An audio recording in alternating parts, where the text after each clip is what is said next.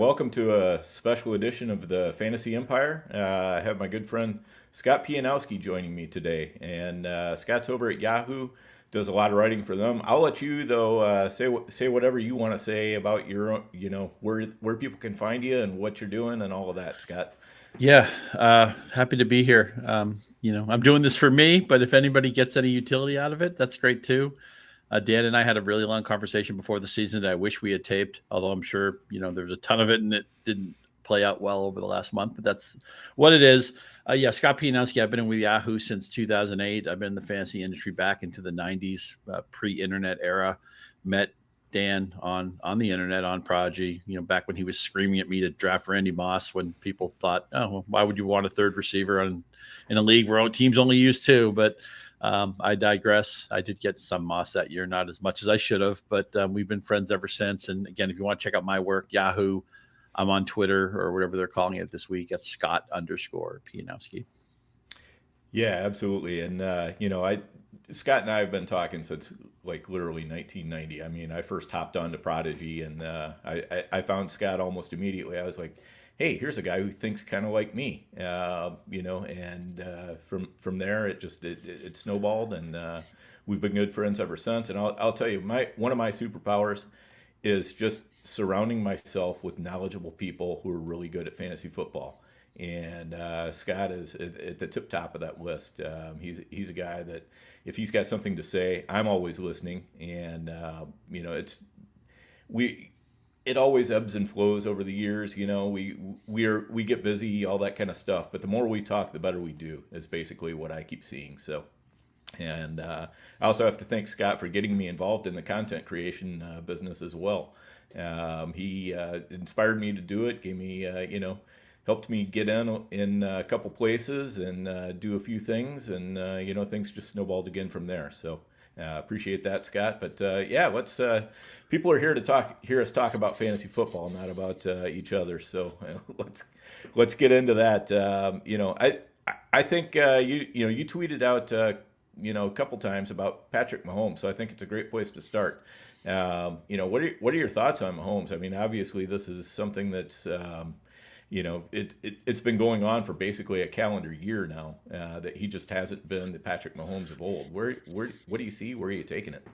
Yeah, you hit a key point there, that this is a year-old trend now. This is not just 4 weeks. This is not just, there's been injuries. Obviously, they lost Pacheco. Hollywood Brown never got started with this team. And now Rashee Rice, who was one of my most common picks, Drew Davenport, steered me to Rashee Rice being a screaming value this summer, and I was gobbling up all sorts of Rice, and I'm still kind of in mourning about that, hoping that maybe Rice can come back this year, but who knows if that's going to happen or not. But this idea, I think we've been spoiled with Andy Reid and Patrick Mahomes, and the idea that Andy Reid will fix it. Andy Reid is Jeff Spicoli's dad; he can fix anything, and I know they won the Super Bowl last year. I think that masks the fact that they had an average offense, and depending on what metrics you care about, everything is pretty much right around the middle. So despite not having what we would think of the Chiefs, they're a sports car. Last year, they were just like a, kind of a beat up Honda.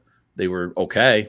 They got enough done. They did just enough to win, but it was not a great offense. And we thought, okay, well, they fixed it. They drafted Xavier where they added Hollywood Brown. It's year 2 of Rashee Rice, and a lot of that stuff's out the window. 2 of those players aren't available now, in addition to Pacheco. And I don't know that Kareem Hunt is anything great. He was fine in week 4, but I have low expectations to him. The bottom line is this. So in the Kings Classic salary cap / auction draft a month ago, 6 weeks ago, whenever it was, it's sometime in August, there was a manager who had Josh Allen, introduced Mahomes at a high number, ended up with Mahomes too. Didn't really make sense in this league, but whatever. He is Mahomes and Allen. And he's periodically been trying to trade Mahomes. And a couple of weeks ago, he offered him to me for Derrick Henry. And I think I had to give him Shakir also for another throw. And I quickly said no to that. I countered Devin Singletary for Mahomes. He said no to that. I think it was prior to week 3. And then after week 3, I'm like, thank God I didn't do that. My quarterbacks are kind of sketchy in that league. I have Trevor Lawrence and Stafford, I think, or something of that ilk. There aren't quarterbacks on the waiver wire. I don't have a good quarterback room. Thankfully, I have Henry. I have Nico Collins. They might be right answer guys this year, but I don't trust. Mahomes has been inside the quarterback one start line, I think once over some like 15, 16 game sample. And how are they going to fix it, right? They're not going to get Devontae Adams. Maybe the Browns are a loss or two away from thinking of Amari Cooper, but this isn't baseball where players get traded like crazy at the trade deadline. There may not be a signature trade at the deadline. I do think Adams is probably going to get moved, but there'll probably be a smattering of trades. A lot of them won't be significant. I think Kansas City might have to play the hand that they're dealt, and I don't see how this can be an explosive offense as the roster is currently constituted. Yeah, I would agree with that, and I'm right there with you on the trades. I mean, we all love to talk about trades in the fantasy business, but the reality is they just don't happen that much. And when they do, they're either not fantasy relevant players or they're just really around the fringes of relevancy. Maybe something will get done like Darius Slayton to the Chiefs or something, but I don't even really see how that solves exactly what their problem is either. But I think the offense is what it is, and I think part of it is just because of their defense has gotten so good that it's morphed into they don't need to be as explosive. They don't need to to fire the ball down the field as much, and they're not able to do it as much. I mean, the Chiefs have come full circle from the days of Hank Stram and matriculating the ball down the field to Mahomes and the greatest show on turf, basically, part two, and now it's right back to matriculating the ball down the field. So I think at this point it really is what it is. We have to just react and adjust to it. I have I've had several dynasty teams where Mahomes was my starting quarterback, and I just don't even carry another quarterback. And I've had teams where one of them's been through 2 rebuilds already. I've had it since 2014, and Mahomes has been the constant ever since he came into the league. And there was one year when I was trying to rebuild, and I had to be careful that I didn't make the playoffs because Mahomes was like carrying the entire team. Deal with the hand we've been dealt there. What do you think they do, moving forward? Is it going to be Kelsey? Are they going to get Juju more involved? Where do we go from here? One question I've had for other people, and it's been asked to me, is, okay, well, even if it's not a great offense, there's going to be some affordable winner here, right? Is it Watson? Is it Juju? I mean, somebody's going to absorb the departed targets that Rice left on the table. I think Kelsey's the only player who I think is on the upswing here in this receiver / tight end room is Kelsey, and it's somebody who I faded all preseason. Just the age, the idea that they were going to soft pedal him during the regular season. They wanted him healthy for the playoffs, and we did see that last year in the playoffs. That Kelsey went ballistic after a very ordinary regular season. Then he hasn't done much. He did have a really good week 4, obviously, after Rice left, and the game plan kind of shifted. But he had been a disappointing tight end, common theme in the league. Through 3 weeks, I think they have to go back to that. The Chiefs, you see, to a common theme with them is when they're struggling, right? They're going back to old familiar things. They're basically eating mac and cheese, right? It's like, oh, Kareem Hunt, bring him back. Juju, bring him back. Rice is out of the game. Let's go back to all the Kelsey stuff. That's what Andy Reid is on the couch, with his favorite Afghan is his favorite corner of the couch and his favorite, mac and cheese recipe. And he's watching Gilligan's Island or something, but which is great. But you need downfield explosive plays. I still think the problem with this team is their scoring drives are going to have to be 13 plays. The Hank Stram, matriculate the ball in the field. I love that quote, by the way. 65 toss, power trap, and the misuse of the word matriculate too, which just makes that Hank Stram quote all the better. NFL Films is the greatest. And the Sables were the great. The fact that they put Steve Sable in the Hall of Fame after he died will always make me mad because I just love those guys. But here's the biggest fantasy takeaway I can give you is that it doesn't matter how you have to understand what a sunk cost is, right? The Cleveland Browns will not accept this, right? I mean, Deshaun Watson seems like can't be redeemed on or off the field. And they're like, well, we're pot committed. We've spent too much, money, too many resources. We have to try to make this work. It doesn't matter where you drafted Mahomes, that you have a Mahomes jersey, that you're the biggest Chiefs fan in the world, that, you thought he was the greatest quarterback of all time, a year or two ago. And he'll be great again. And at some point he'll be great. And I'm sure anything negative I've ever said about Mahomes in this lap is going to get thrown down my face because that's the way the world works and social media and everything. But all that matters is you play the quarterback that you think is going to score the most points. And if this week that's Baker Mayfield over Patrick Mahomes, then that so be it. You play Baker Mayfield. It's not a statement on who's going to the Hall of Fame and who isn't, or who you would start a team with, or who has the better arm, or who did better at the combine. None of that stuff. None of that stuff matters.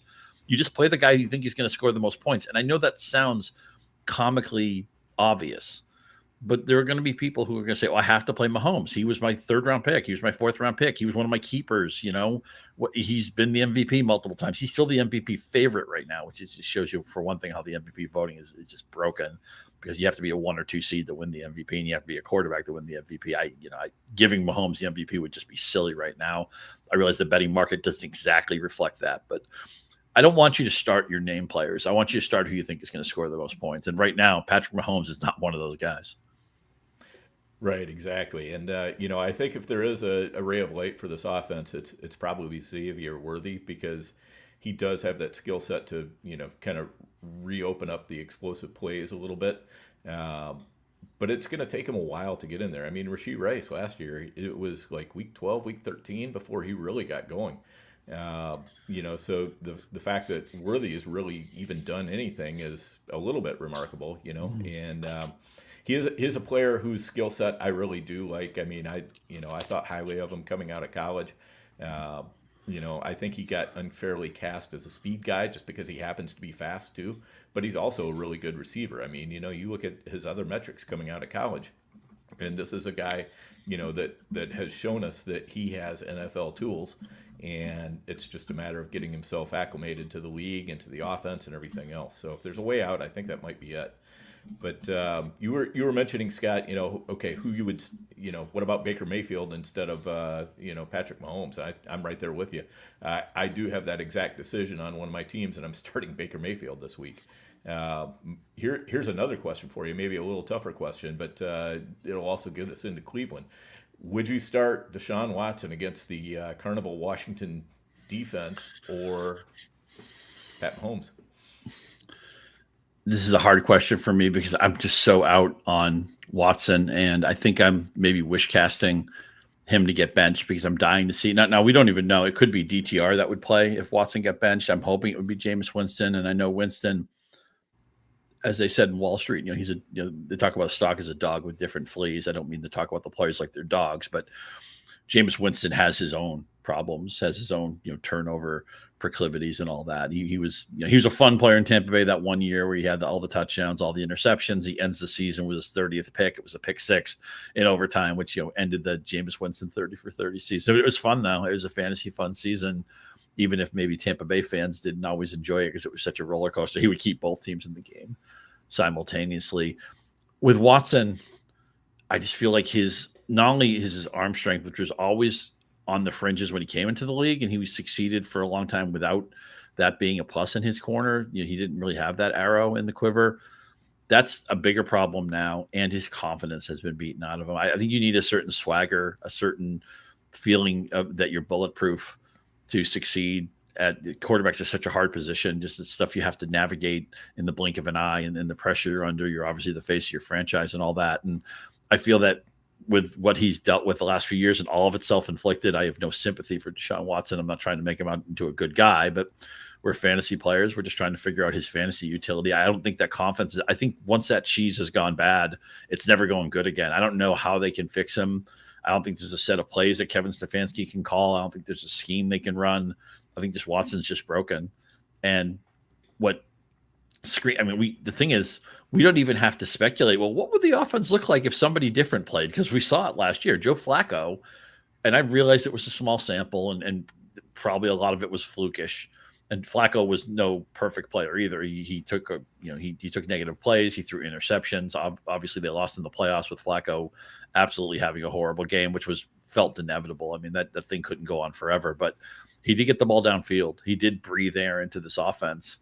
And it's kind of ironic now that Joe Flacco's on a team with a struggling quarterback, and a lot of people are probably wondering what the Colts offense long term would look like if Richardson couldn't play or didn't play, because he's struggling right now. We could get to him at some point, but maybe Watson's the right answer because Washington is a giveaway. Although oddly Arizona didn't take advantage of that last week, but I'm just at a point where I just don't trust Deshaun Watson. And also, Cooper hasn't played well. I know he lost a long touchdown last week on a kind of a ticky-tack penalty, but he's had his problems with mistakes and with drops, stuff that you can iron out. But, I mean, some of it's on him. I don't think Judy's a very good player. I've given up on Elijah Moore as being anything special. So maybe there just isn't a lot of help for Watson in this offense anyway. I think some people are looking to him maybe as a proactive play because this is if you're not going to play Watson here, you're never going to play him because this is about as good of a matchup they're going to have. But I'm just at a point now where I have no confidence in him whatsoever.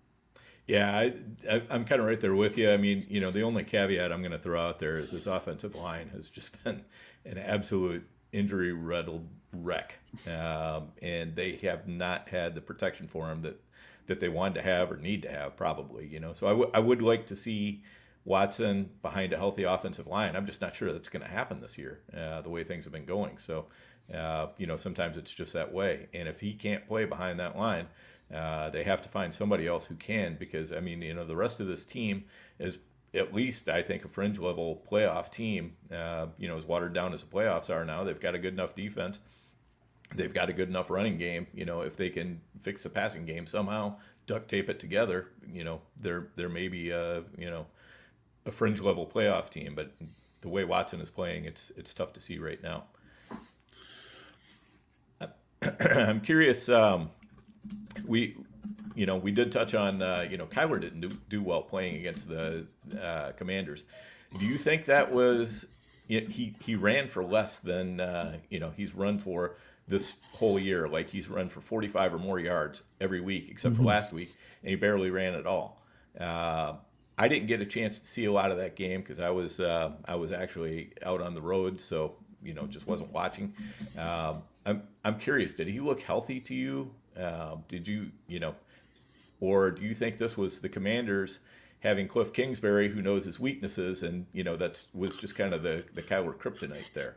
Yeah, my lean was it was the second thing that the Commanders were ready for Kyler as a runner and accounted for it, but I wanted to rewatch that game. I haven't gotten around to it yet.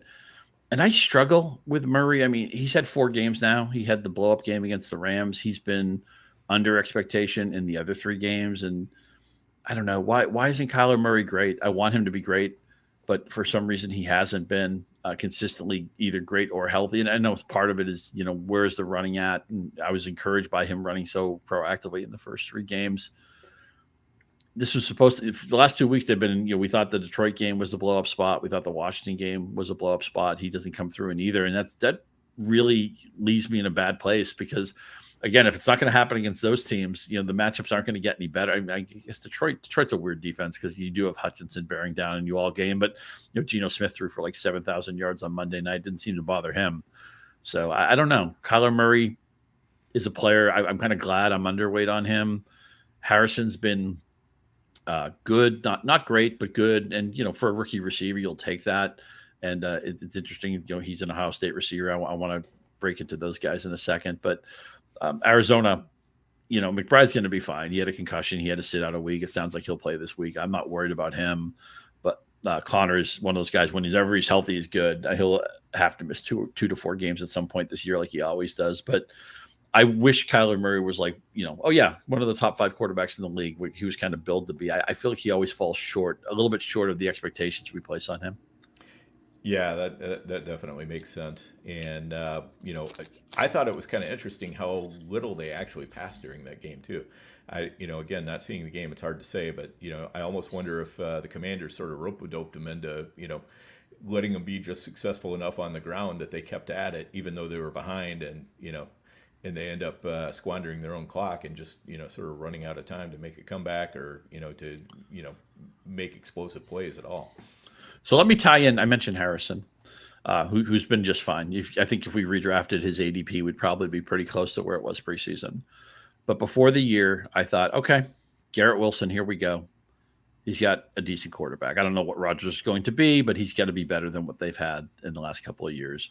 Chris Olave, always open. I don't really know how good Derek Carr is going to be. We'll see how Kubiak works out as an offensive coordinator. Turns out Kubiak's worked out pretty well. But I feel like Olave, maybe it's a little bit of a disappointment so far. Wilson's been a full-on disappointment. The schedule has done him no favors. And then there's JSN, who I thought, okay, I don't like Shane Waldron. He was hurt for his rookie year. The offensive line collapsed in the opening game. I felt like JSN's meh rookie season was an excused absence. Lockett into his 30s now. I thought it was a primetime JSN breakout season. He was one of my most drafted players. I'm pretty sure we were in agreement that he was a good target before the season. Now, it's all different things with these guys. With Wilson, I'm actually full on worried. With Olave, look, we have 8 for 89 last week. We'll take it. I mean, Shaheed's maybe a better player than I expected. I actually liked Shaheed all along, but I wasn't sure that he'd be this diverse with his routes and this impactful of a player right away as he has been this season. And I wish I liked him. I easily could have had a lot more Shaheed than I do, and that hurts. The thing with JSN is, on one hand, look, Geno looks good. I like Grubb, the OC from Washington. He, getting Waldron out of there and getting anybody in was good. But, Grubb looks like actually a right answer at OC. But when I watch JSN, he's got the targets right now. He doesn't have a touchdown yet. Lockett doesn't have one either. That type of stuff generally tends to normalize unless you're Deontay Johnson that one year in Pittsburgh. But I wish I watched JSN and saw, I don't know, I don't see a player that looks like an explosive player to me. I mean, maybe his skills are just more technical and they're subtle and I'm not picking up on them, but I wish he looked more, I wish there was more of a visceral hit when you watch JSN play. He's been okay. I'm not acting like he's like a flop or anything, but I feel a little bit underwhelmed by him. So we got these 3 Ohio State guys. Okay. I'm worried about Wilson. Just a little bit peeved about Olave. I'm not really sure what JSN is. What do you make of these 3 guys? Yeah, I'm kind of right there with you, because I was thinking the same thing in the Detroit game, that JSN just didn't, he'd get the ball, but he didn't really explode off the screen for me in any way. He just didn't look special. He looked like he was, a functional piece of the offense. And, you need functional guys, but I thought I was watching Ricky Prohl or somebody, like somebody who's perfectly fine, but yeah, where's the explosiveness, right? Yeah, exactly. Yeah, exactly. And those guys are perfectly fine. The NFL needs them, but for fantasy, we want those guys that, when they get the ball, they all of a sudden they're doing things with it. They're getting the ball in space and they're doing things with that, or they're able to break tackles or whatever. And I'm just not really seeing any of that yet. Maybe it's just he's still trying to find his way in this offense. Maybe Grubb is still trying to figure out how to best utilize him.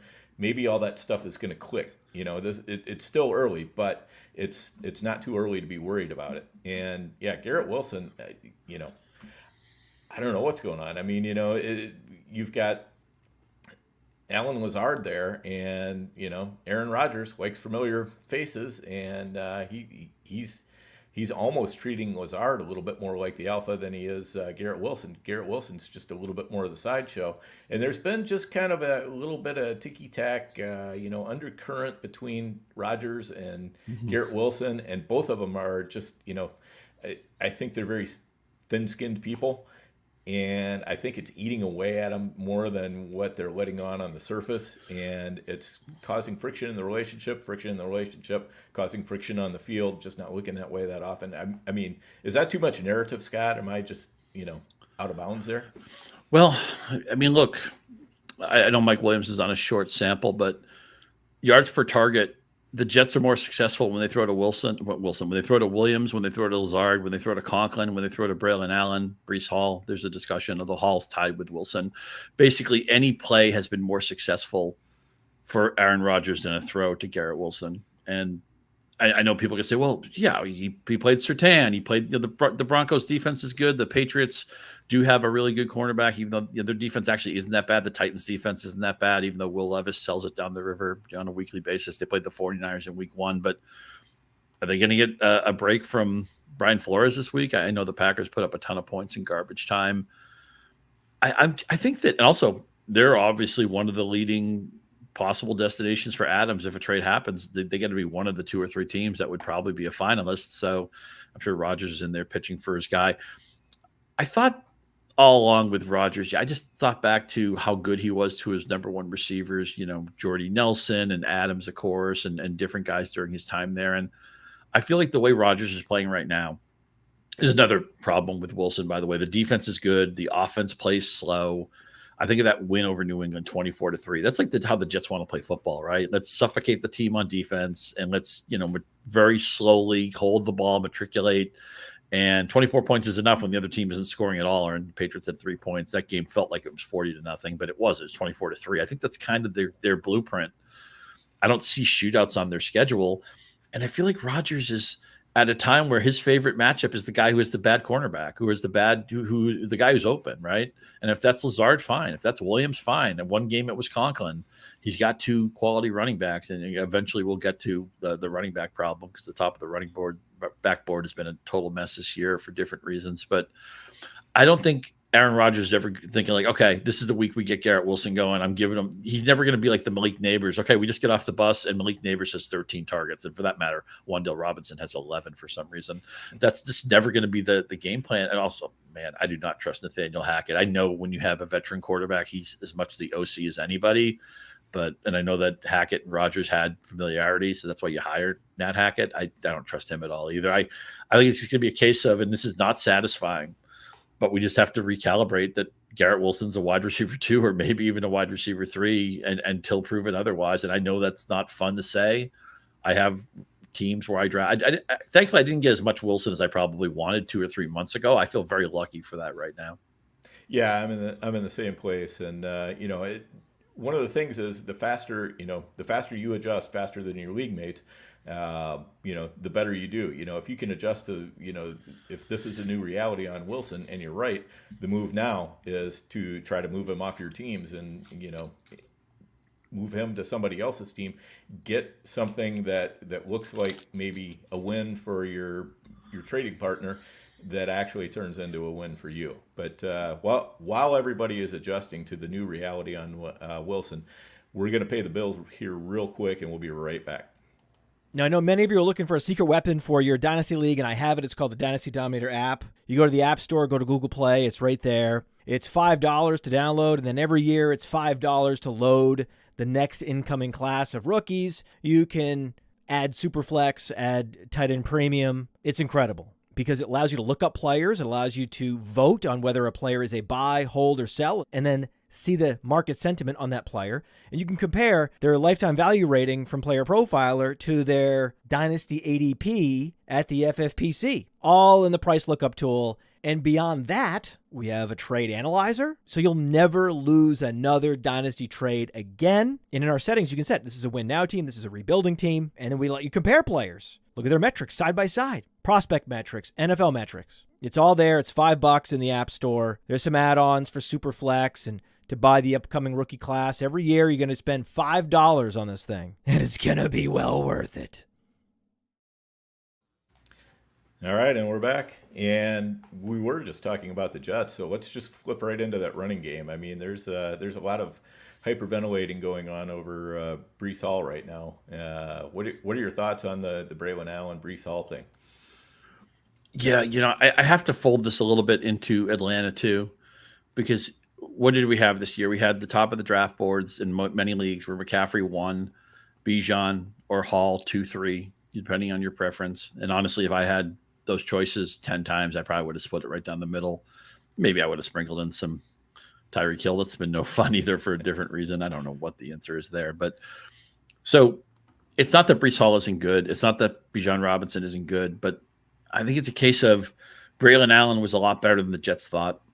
And maybe Tyler Algier, who was kind of hiding in plain sight, maybe he was always going to have a meatier role than we expected. Because I really thought, I bought into this idea that, okay, Arthur Smith's gone in Atlanta. There's a grown-up in the room. I don't know much about Zach Robinson, but he learned under Sean McVay. He sounds like a reasonable guy to hire, and he's not Arthur Smith. So here we go. Bijan Robinson, boom. And Drake London, boom. And Kyle Pitts, and we'll eventually get to tight ends. What a mess that is. These guys, I wasn't pounding the table for Pitts as I was for the other two guys. I thought Bijan just couldn't miss. But the problem the Jets have, I mean, they're struggling to punch in touchdowns and finish off drives, and they have to play their best players. Right now, Braylon Allen looks better than Breece Hall, and I know Salah gave Hall a vote of confidence this week. I almost look at it as like a baseball team where the closer job is uncertain, and whoever gets the next save is going to have the baton in their hands. I think I really want to see who gets this next touchdown. If they're playing Minnesota on Sunday in London, out of routine game, which is always kind of weird to analyze and predict. But let's say Hall is stuffed on a goal line carry, and then they bring in Allen, and Allen punches it in. Man, that's going to feel like a golden ticket to me. that why wouldn't they go back to Allen for the next touch? I think the guy who scores the next 1 yard touchdown is going to have a lot of credibility in this offense. But bottom line, even if that is Hall, Allen has earned the right. Why would you not want to give Allen, 8 to 12 touches a week? What's weird is that we see this play out a lot where the players are at different age curves. Like you think of when Tony Pollard was on the way up and Zeke was on the way down. There's age gap, and it's like, play the younger guy and everything. And Breece Hall's still a young player. It's just Braylon Allen's 20.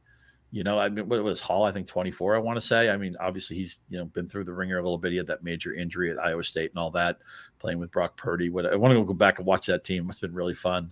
Who knew that these guys would be NFL stars? But if I'm a Breece Hall manager, man, I gotta hope he gets that goal line equity, because I think this is going to be a 70-30. We were hoping like 90-10 or, basically all, maybe like the Matt Forte role or last year's Kyron Williams role for Breece Hall. I think that's out the window now. I think that's coming back. And I feel the same way in Atlanta, that Algiers just too good. And also with Atlanta, I guess this kind of factors into the Jets too. I didn't have huge expectations for Rodgers. I thought he'd maybe be a little bit better than he's been. Cousins frustrates me. I also frustrates me that the Falcons are on national TV. It feels like every week. I want to unsubscribe from the Falcons. Although, to be fair, there aren't that many teams I'm enjoying watching right now. I mean, every game can't be Jayden Daniels, against I don't know. The Packers, I guess, are fun again with Jordan Love. The Lions are on bye this week, which is no fun. They only scored 20 points the previous game. But there aren't that many offenses right now that you can watch and just put your feet up and relax and everything. And who thought that the Washington team with Cliff Kingsbury would be one of those teams? But man, talk to me about the Falcons, man. Is Zach Robinson eventually going to settle into this job? Is it just Cousins was just rusty, horrible in week one? At least he's been a little bit better since then. At some point, do they have to play Penix? I feel right now, anybody who drafted any of these guys, the only player I feel like you're making money on there is, Algier has justified his spot. Darnell Mooney's been a nice player for what he is, even if you had to take Ray McLeod and like best ball, filler or whatever. He's on the field. He does something. So those guys are fine. But people put big chips in on Bijan, on London, on Pitts, who people now are either dropping or putting on their bench, and people are just done with him. They want to play Cade Otton over him. I think Tucker Kraft over Pitts and over Mark Andrews, for that matter, is totally defensible now. I'd even make that 1-for-1 swap. If I had to drop Andrews, and I realize this is probably come and gone in most leagues, Tucker Kraft is gone in any competitive league. But if you said to me, Kraft or Pitts or Kraft or Andrews right now, I'm taking Kraft. I'm not even hesitating. So can you tell me something optimistic about either that Jets situation or the Falcons offense overall? I wish I could. Honestly, when you said 70-30 between Breece and Braylon, I was like, that almost feels optimistic. For yeah, Breece. Maybe it is. Yeah, and it's so crazy. I mean, it's a crime against fantasy football that Braylon Allen ended up on the Jets. He deserves to have his own team where he could be the featured back and Breece could be the featured back on the Jets. But it's how it works out pretty often. And, I was in the same shoes as you. I drafted a lot of Bijan. I drafted a lot of Breece because, the thing is, if you're not in on Christian McCaffrey, or you're worried about, that this is the year where, the cliff hits or whatever, those are the players you have to look at drafting, because the thing is, there's nothing that's more, that can spike your team better than a running back who's just, a complete bell cow who is getting a lot of pass targets, not just, like an Adrian Peterson type bell cow who runs the ball, but they don't throw it to him that much, but somebody who gets a ton of targets, who's getting a ton of carries, getting all the goal line work. If you get that, I mean, it's almost a slam dunk that you can win your league. So, those were the plays to be making. That's like drawing to the nut flush in poker with a multi-way pot. And that heart comes in and you hit your flush. It's like, okay, I just quadrupled up on this hand. That's why I've always thought that I've always been a hero RB drafter, because people say, well, they get hurt all the time. It's like, right. But if you land on the right guy, your winning odds just went through the roof. Yeah, exactly. And, and so it is what it is now. And, what we're left to do is just to adjust and, to try to figure things out as best we can. Trading leagues, maybe you find somebody who's still got that confidence that, hey, it's going to be an 80-20 split or something like that. I don't know. But, moving on to the Falcons, yeah, I do think that there's probably still a learning curve going on with this whole team right now. We've got a new offensive coordinator, and even though Kirk Cousins is, he's playing within the same sort of offense that he played in Minnesota and even in Washington, every coordinator is different, and they're going to call games differently. They're going to emphasize different plays, all that kind of stuff. So it's not like just a cookie cutter, and so you can't just drop them in and say, well, everything's going to work perfect to start with. It's probably not. Players have to get used to each other. What are the strengths and weaknesses? The offensive coordinator has to get used to the same things. What are their strengths and weaknesses and so forth?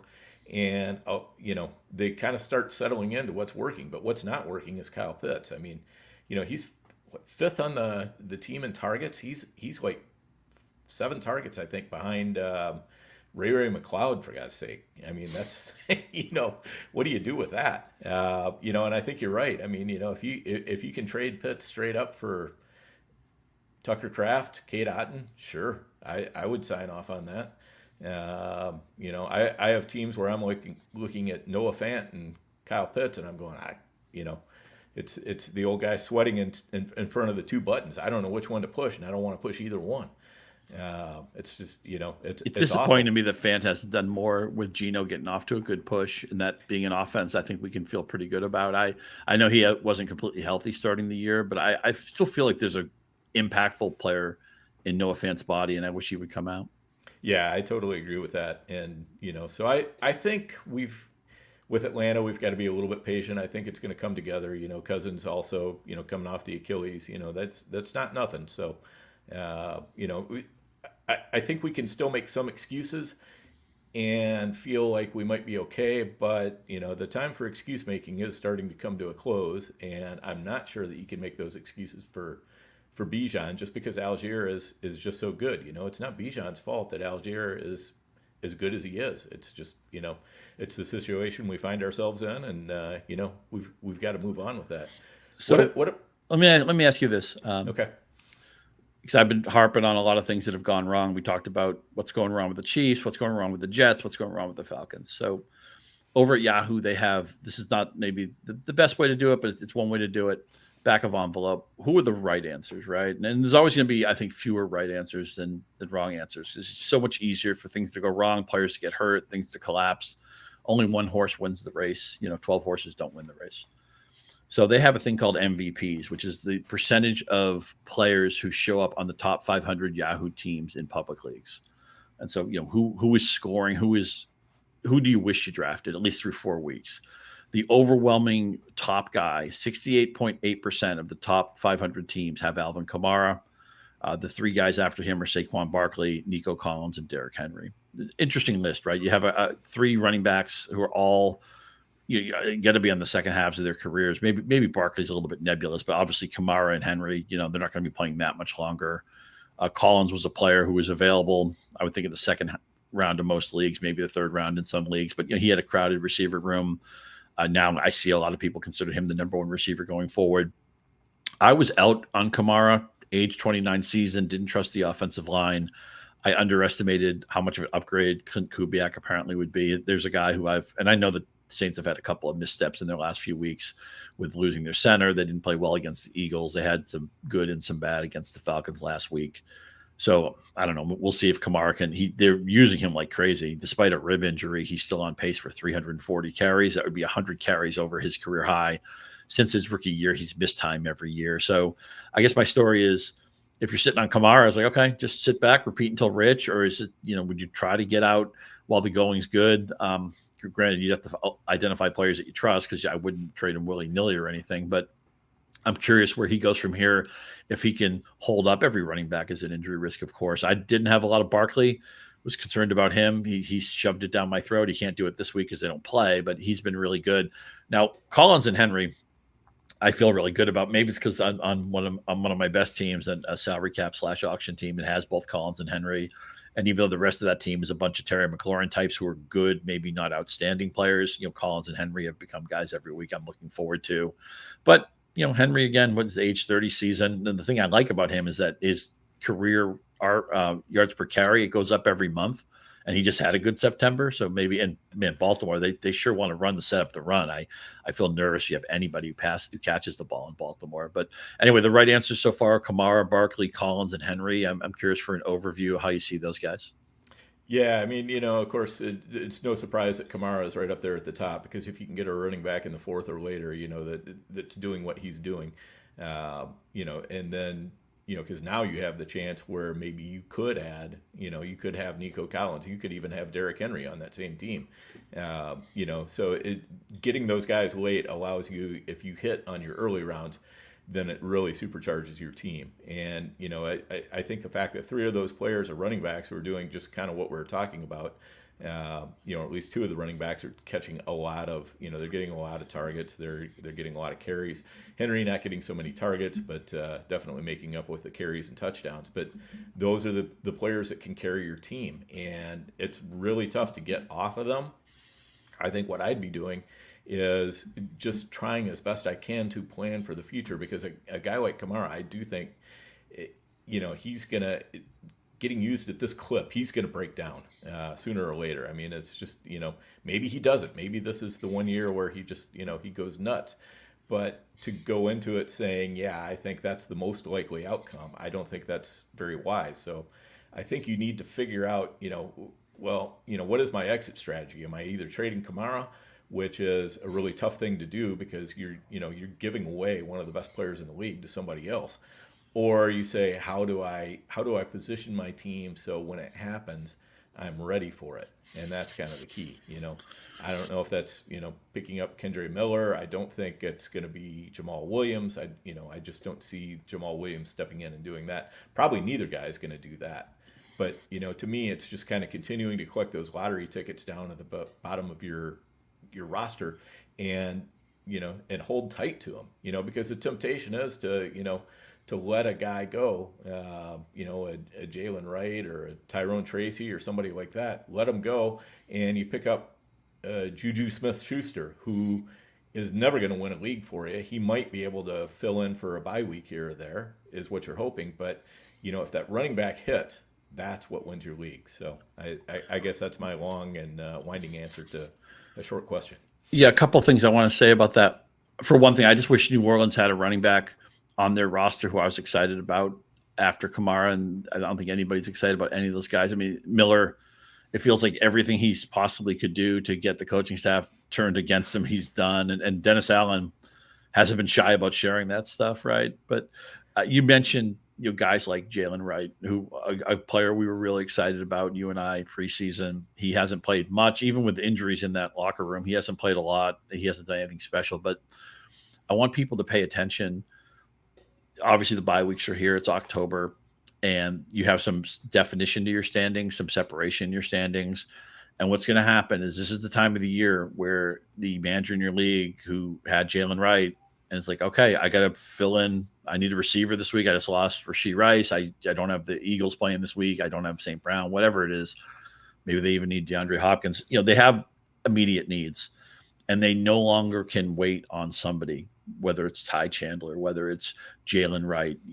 There's going to be players who they want to hold that they can't anymore. And hopefully you're in a position to scoop up some of those guys, because instead of having to pay something for them, all you have to pay for now is just the worst player on your roster.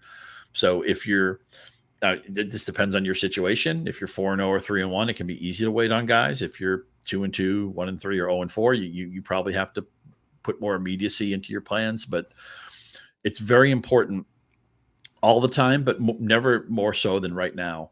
You have to audit the players getting dropped in your league, because once we hit bye weeks and the injuries are piling up as they are, especially in leagues that have limited IR spots or maybe none at all, people are going to start cutting players they don't want to. In the early part of the season, everybody's cut is pretty much almost borderline worthless. But now it switches. Now players with value get cut because people are feeling the pinch of, I have to win this week. I have to turn this thing around. I'm going to miss the playoffs. I'm in last place right now, or I'm 1-3 right now. This is not good. And not only do people does the immediacy kick over, but people also might do some emotional things, right? They might just get sick of a player. As down as I am on Kyle Pitts, if he were cut in a league, there's a lot of times I would consider picking him up just because there is plausible upside there. Maybe eventually Zach Robinson finds his footing. Maybe Cousins starts to play better. At least I can squint and see a time where Kyle Pitts could be a top 10 tight end again. So make sure you're auditing those drops.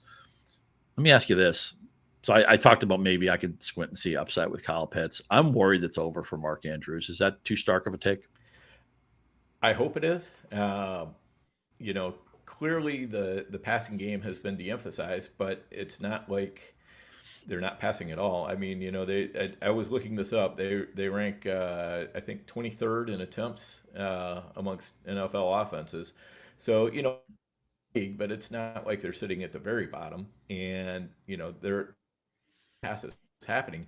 What's really weird is that a lot of it seems to all of a sudden be funneling through Justice Hill, which is a major change in this offense. I've held the torch for Justice. Since he came into the league, various dynasty teams, he was always kind of floating around at the bottom of my roster, and he was a guy I never really wanted to cut because I was like, I think there's something here, and now finally I'm seeing it, and I'm like, I don't know if I can even trust that, but it's definitely costing Andrews. And I think what might be hurting him the most, and I didn't catch this somehow, that last year he had the tightrope surgery on that ankle. And somehow that passed through my radar. I don't know how, I don't know why. But if I'd have known that, I would have gotten a lot less Andrews than what I did.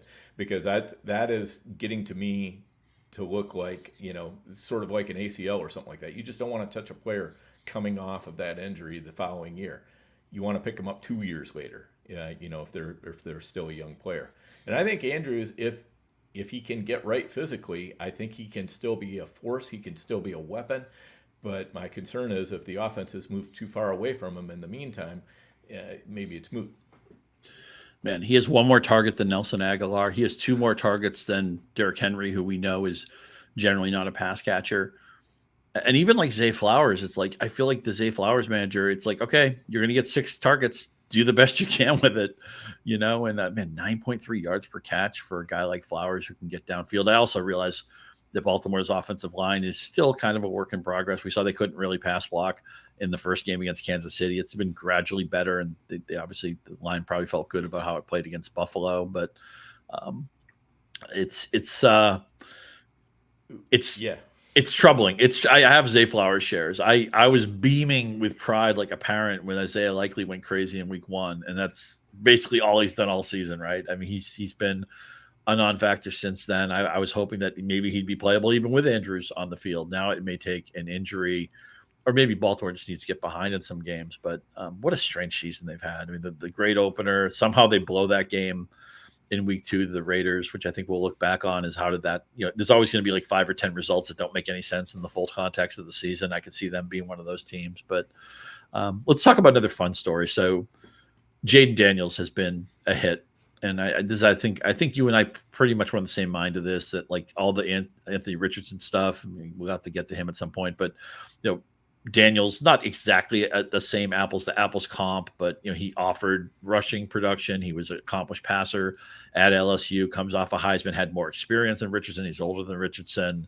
And even if you didn't trust Cliff Kingsbury, it seemed like there was a lot of upside for Daniels. And what does he do? I mean, he plays better than anybody had a right to expect. I realize the schedule has fallen well for him. But I'm excited that maybe this is the Terry McLaurin season we're waiting for. I know Brian Robinson's a little dinged up right now, so you have to check his week 5 status, but he's been a really good player.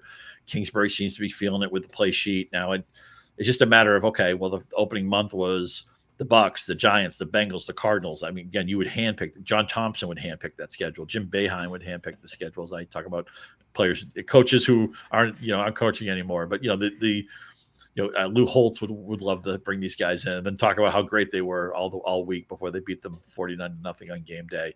But now it's the Browns, the Ravens, the Panthers, the Bears. The Panthers is a good one, but Browns have a good defense. The Bears have a good defense. I think the Ravens have a good defense, although I'm never surprised when it isn't good. But it's going to be more of a test for Daniels in the second month. I'm still not the biggest Kingsbury fan in the world. He's one of the splashiest players in the NFL right now, Jayden Daniels. What's your current read on this offense? Yeah, he was a player that I drafted a ton of in redraft. It was just kind of like hitting the easy button, and so he's been doing everything we could hope for right out of the box. But you're right, he's been playing some defenses that are fairly suspect. So there's reasons to hold back and say, this may not be everything that we think it is right now. Things are never as good as they look when they're going good. They're never as bad as they look when things are going bad. But he's a player I expect will pull back somewhat. I don't think that the storybook is going to continue all year long just like this without any hiccups or anything. I had an interesting trade offer. Somebody offered me, and this is in a dynasty league. Somebody offered me Mahomes for Jayden Daniels straight up.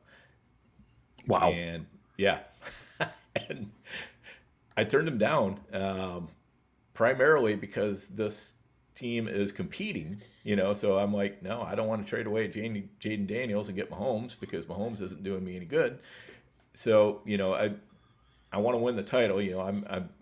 I love Dynasty, but I think it needs to be about winning titles rather than just constantly churning your assets.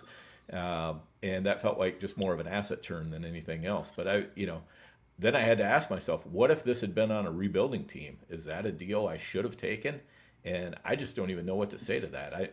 I know you don't play a ton of Dynasty or anything like that, Scott, but I'm curious what your thoughts are long term. Yeah, Daniel's 5 years younger, at least in seasonal age. I always feel in keeper leagues. Most of my fantasy experience is more keeper than Dynasty, although I have played a little bit of Dynasty. I always felt like today was underrated and tomorrow was overrated, both in the concept of the build and even just our certainty of how much do we know that this player is going to be great a year from now, 2 years from now. I remember being on the radio with the great John Hansen and with Adam Kaplan many, many years ago when Carson Palmer had his breakout year. And we were trying to figure out if maybe Carson Palmer was a better keeper league option than Peyton Manning. And Palmer actually had a pretty underrated career. I'm not here to diss on Palmer. And he also had some odd things happen. He had a major injury in the middle of his career. He had a kind of an odd holdout when he fell out of love with the Bengals and all that. But even though that seemed like a plausible question to ask at the time, and obviously the right answer in hindsight was Manning, it wasn't even close. But at the moment, it looked like maybe Palmer was the guy.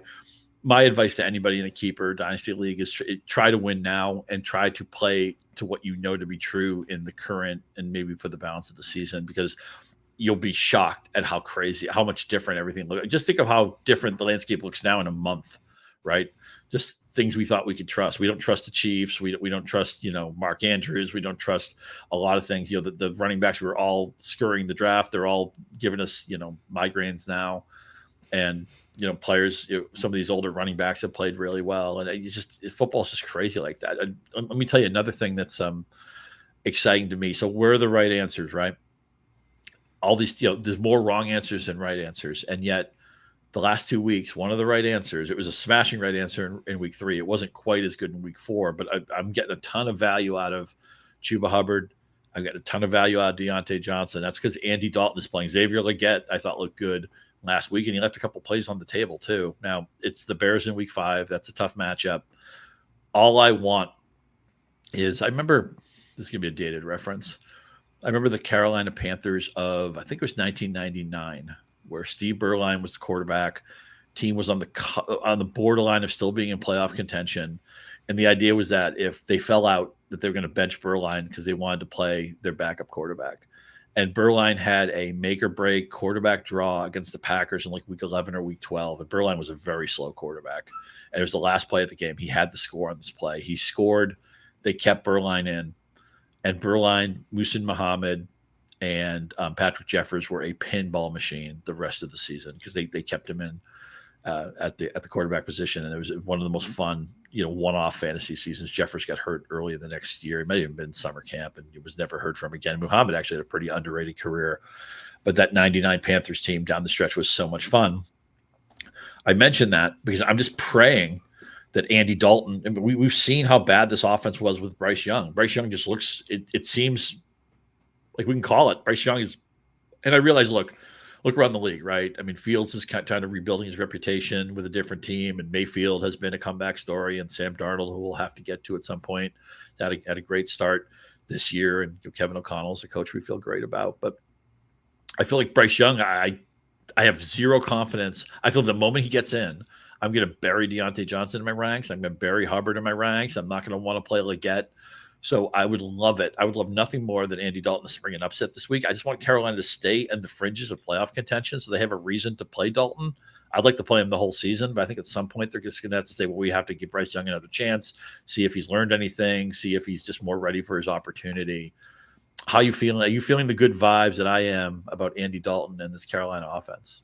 Yeah, I think the vibes are fantastic there, and that might be the thing that keeps him in place. If as long as he can keep the team in contention, even if they don't necessarily win enough games to, if they're just hanging around the fringes of the playoffs, which is so easy to do now.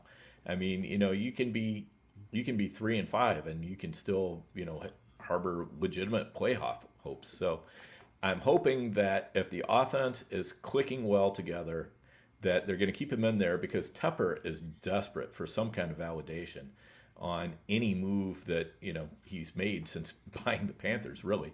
And I think he wants to be able to go out there and say, hey, we got a team that can compete now, because that just hasn't been the case. And I'm not sure that he's got the fortitude to say, okay, let's go back to Bryce Young. We've given him a few weeks on the bench. Now let's go back to him. I don't know. It's hard to say. But right now, if I had Bryce Young in any sort of a keeper or dynasty situation, I think I'd be looking to get what I can out of him, because I think it's going to get worse before it gets better. So you could end up having to hold for a couple of years before you start seeing the better, if it ever comes. One thing we also have to mention with Carolina is they have one of the worst ownership setups in the league, and it's possible that whatever Dave Canales wants to do could easily be overruled by Tepper, the owner, that maybe he might pound his fist and say, no, Bryce Young was our first round pick. We have to get him back on the field. I don't know that. I don't know who made the call to go to Dalton. I always say that you have to respect your locker room. Everybody's busting for the team for their next contract, and you can't play a quarterback who is as ill prepared and as maybe as ill skilled as Young was. You have to give your team a chance. You can't be stillborn before the ball is even kicked off.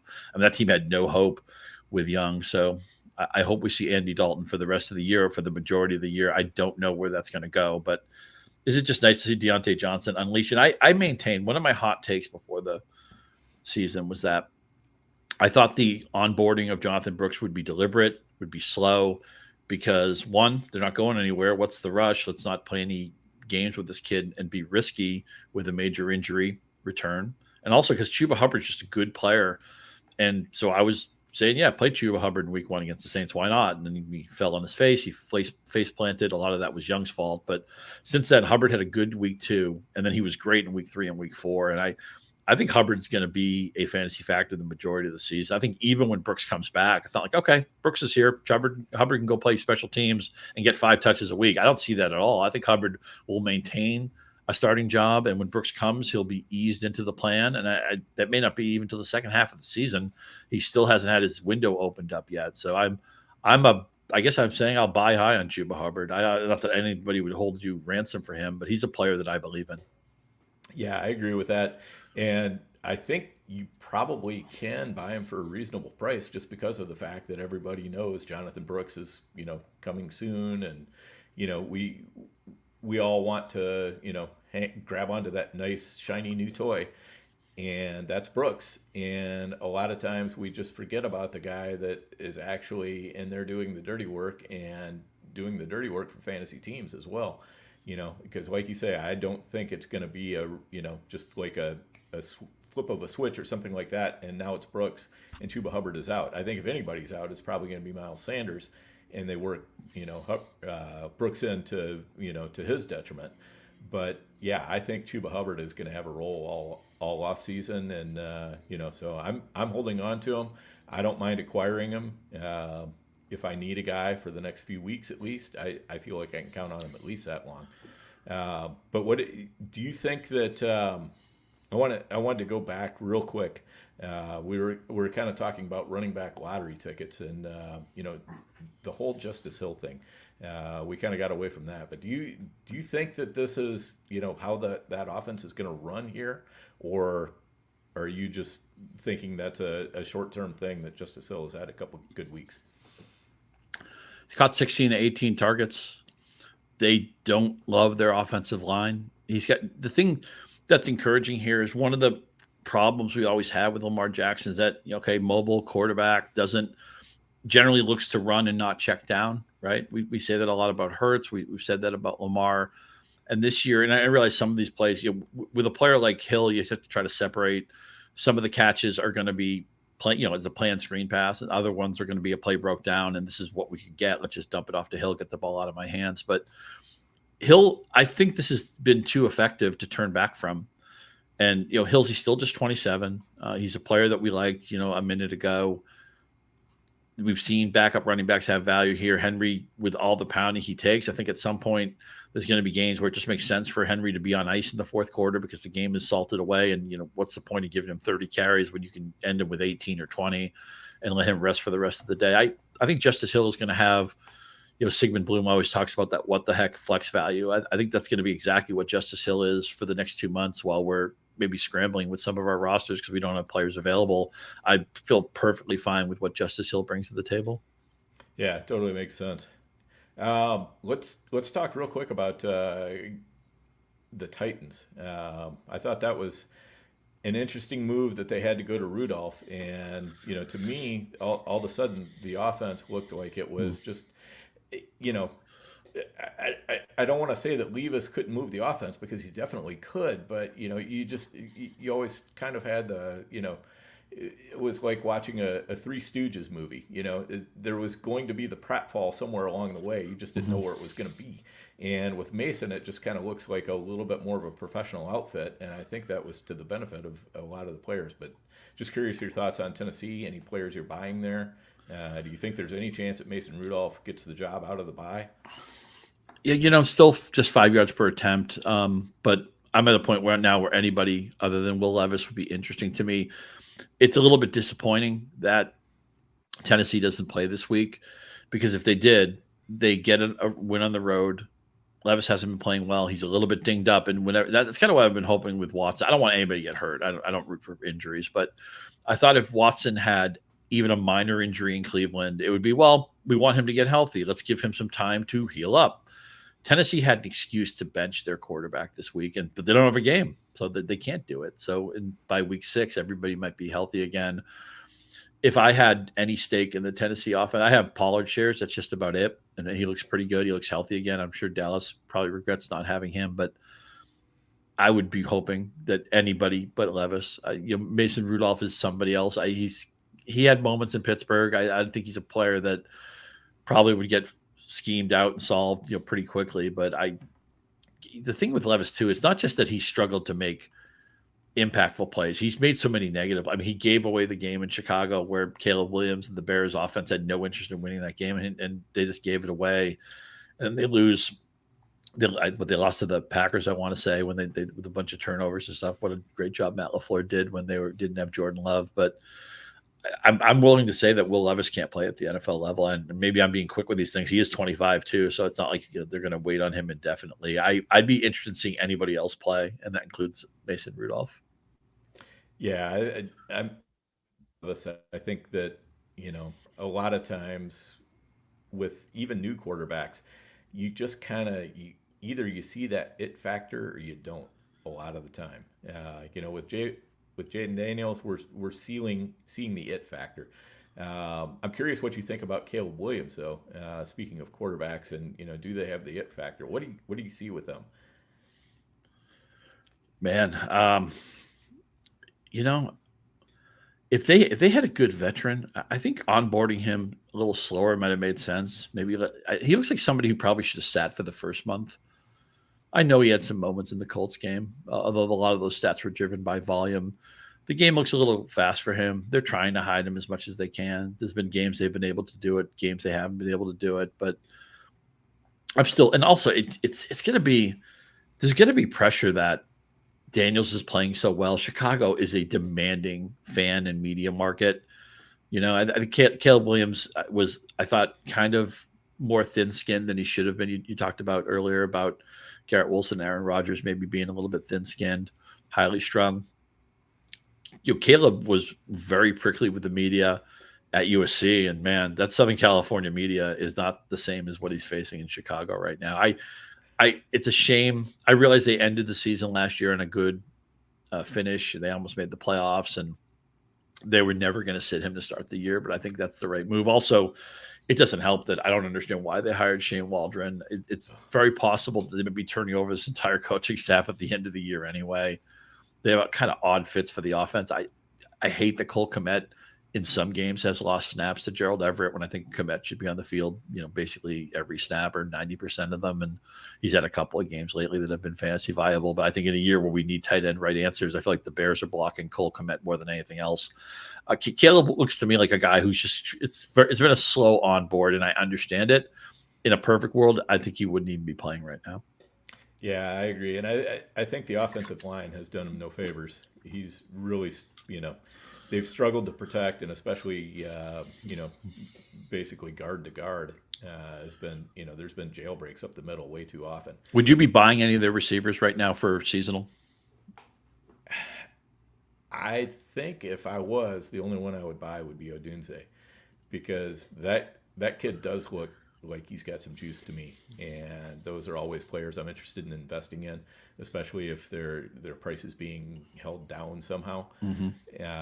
And I think that's definitely the case. I mean, and the whole thing is too. I mean, it's hard to know what's going on with the Bears, because we get told, we're gonna give Roschon some run this week, and so of course everybody in fantasy football, 100%. I would like to know the percentage of people who are starting DeAndre Swift who were not absolutely forced into it, because I would guess it would be like 0.01% if you weren't absolutely forced into it by other considerations on your team.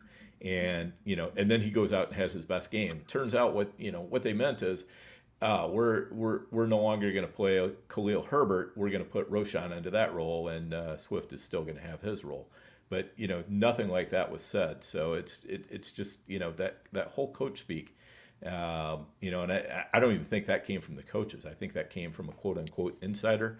But it's just it's infuriating. And now we got something going on in New England with Ramondre Stevenson, and where are you at on the whole Stevenson, Gibson, fumble, all of that? Well, the best thing for Stevenson is that, one, Mayo looks like a player's coach. They haven't done anything yet. He finally kind of addressed it this week, the elephant in the room, the fumbles. But they paid Stevenson a lot of money. The Patriots know this is a bridge year for them, and maybe several bridge years. I still think, I know they promised Mayo the job. I would have had to have interviewed Mike Vrabel. I think he would have taken the job too, but they'd already kind of promised it to Mayo. We'll see if Mayo works out or not. I did power rankings for fantasy football offenses this week at Yahoo, and Patriots were an easy dead last for me. I actually think Antonio Gibson is interesting this week, because every coach hates fumbling. Some teams will mothball you quicker. I remember last year, Demario Douglas had a fumble and Belichick just buried him on the depth chart. He hardly played for the next month. So I guess maybe Stevenson is lucky that's a different coaching staff. But and I'm curious where you think Belichick might land next year, by the way. We can talk about that later. But Stevenson, I still think is going to get double-digit touches. But I think he's on alert now. I think he's one fumble away from – and Antonio Gibson isn't made to be a bell cow. I get it. But I think if you're a Stevenson manager, you better hope he doesn't cough the ball. I think he's one fumble away from a significant role change, or at least a temporary benching. But there's just so few right answers. The Patriots are going to score 10 to 13 points every week, and those are the weeks they're not shut out. It's I don't know when they're going to onboard May. It's probably getting close to that time. They always wanted to steer him away from that Jets game and that San Francisco game. The schedule looks a little bit easier now. I actually think this week would have been fine if they wanted to do it. Sounds like they're not going to, but. Yeah, Stevenson, they've been patient, but I think he's run out of rope. I think he's now is the time for him to come up with a good game and keep his hands on the ball, because, again, fumbles in the first. He's been Chuck Muncie for 4 straight weeks. Yeah, that's kind of where I'm at. And, also I think it's with Gibson, He's never been handed a job that he couldn't figure a way to fumble his way right back out of. So, using Gibson to fix a fumbling problem is kind of hilarious in and of itself. For sure. So let's cleanse our palate with something fun. We've waited a long time to talk about. I know Jayden Daniels has maybe stolen the spotlight a little bit lately, but Sam Darnold is on anybody's short MVP list, and we've seen Kevin O'Connell do miracles before. Nick Mullins last year had the juicy YPA. I know it wasn't perfect football at all times, but Jefferson was good down the stretch with Mullins, with Hall. They had a couple of Dobbs games, which were kind of like not even like football games, but whatever. I just think Kevin O'Connell's a great coach, and Sam Darnold is one of those players. He drafted by the Jets. He gets mono. He had some unfortunate injuries. At one point, his confidence was shaken. Bounces around the league. I would have loved to have seen him play at some point last year in San Francisco just to see what would happen. I like Purdy. I wasn't calling for Purdy to get benched or anything, but I mean, every quarterback, you want to see what he might do in an ideal system. That's San Francisco, but that's Minnesota too. Justin Jefferson, they just got Addison back. O'Connell is a wizard. My line I like to trot out is I would follow Kevin O'Connell into a burning building. So I don't see any reason why. I know the Jets are not an easy matchup this week, and it's that London game, which always makes me a little bit nervous. But Sam Darnold is firmly in my circle of trust, and I'm excited to have pieces of this offense. Addison, I didn't want to play last week, and I felt a little burned by that because he had a good game. But I'm always going to be prove it to me when somebody misses a bunch of games. Now he's off that list for me. They'll get Hawkinson back at some point. I think Chandler is a great handcuff. Jones has been good. Tell me how you're viewing the Sam Darnold redemption tour and Kevin O'Connell and the Vikings. Yeah, so for Darnold, everything has gone as well as it possibly could, right? You get, his defense is playing with their hair on fire. They're creating turnovers, giving him short fields. He's getting out to quick leads. There's been a couple broken plays where they're able to, just score very easily. So it's like somebody's been pushing the easy button for him the whole time. But on the other hand, you have to be able to take advantage of that. And there was questions going into the season, is Darnold even good enough that if he gets handed these advantages, he can press them the way that he has. And so I really like what I'm seeing. I'm going to be interested to see what happens the first time he's under duress, playing from 2 scores down or something like that. Or a defense that's able to really rattle him in the pocket. He's kind of fixed a lot of the bonehead plays that he used to make. You can see times where he's actually throwing the ball away now, and it's great to see. But yeah, I of course I'm a Vikings fan. I've been burned more times than basically we all wear flame retardant suits here in Minnesota because it's just the way it is. So I'm always reluctant to buy all the way in, but this is a fun team to watch, and it's a fun team to buy into. And Justin Jefferson, I tell you, if any team won a trade bigger than the Vikings won that trade with Buffalo, I don't know who or what it would be, because Jefferson is a better receiver than Diggs, and just like he is a leader in that organization in ways that just can't all be even articulated. You talk to anybody in that building, and you read everything from the media in Minnesota, and it's just nonstop praise of Jefferson and what a great leader he is, and just what he does for the team, and his confidence in everybody is just it inspires the whole team. So there's your Justin Jefferson love too. So famously, Justin Jefferson was drafted 1 slot after Jalen Reagor, 2020 draft. We've all had our jokes about that. Here's my little pet theory on that. I know that the Eagles, they looked at that schematically, Reagor fit what they wanted to do and all that. But when you look at the stats, final year in college, and I realized that Reagor was better as a sophomore, and I also realized that Jefferson had 1 blowout year in college. He was merely good, but not ridiculous as a sophomore. But you look at their final years in college, Reagor 43 for 611 and 5. Jefferson 111 for 15, 40, and 18. My theory, and at LSU, by the way, it's not like he's playing at some Division II college or something. I get why people didn't know what to do with like Randy Moss or Jerry Rice, because they weren't playing top of the line competition, so that it kind of muddied it a little bit. But my pet theory, my half-baked take on this is that Jefferson's numbers were too good. That they look so good they couldn't be taken seriously. It's like, who catches 111 passes? Who catches 18? And then also, of course, Chase was on that team. Burrow was on that team. Chase actually had a ridiculous season too, 1,785 yards and 20 touchdowns. But it's like if I told you, I mean, you told me Randy Moss in that scrimmage he had or whatever in Minnesota, they scored like 7 touchdowns on a Tuesday or something. It's like hard to process that. It's like I come in from my backyard wiffle ball game. I say, hey, Dan, I just hit 12 home runs. It doesn't make any sense. It's like stuff that like Shohei Ohtani's doing in baseball right now. So I wonder if this sounds really silly, but I just wonder if Jefferson was so good in his final year at LSU that the Eagles were like, this can't be real. This is just, it's a video game offense. Everybody's wide open. I don't take those stats at face value. I don't know how they ever talked themselves into Jalen Reagor. Of course, Rager's bounced around the league. He was even with the Vikings for a minute, but just one of those things we'll always remember, just like that Stroud and Bryce Young thing is going to go down in history, or Sam Bowie going before Michael Jordan. It just feels like Jalen Reagor and Justin Jefferson are going to be tied for the rest of their lives. Yeah, definitely. And, that just shows how hard it is to evaluate talent coming out of, so many different college programs, and, what things are important and what things aren't. And it changes really from program to program and everything else. But, and just to piggyback off of that, another player out of that program, Brian Thomas Jr. I was just going to say Brian Thomas. Man, I love this guy. I am in love with him, and am I out of love with his quarterback? Oh, yeah, I'm right there with you. Trevor Lawrence, just, I don't know. He's there. I can draw some parallels between him and Deshaun Watson pretty easily. I don't know how do you feel about how Lawrence is playing? What's wrong with Lawrence? Why is he all of a sudden turned into a pumpkin?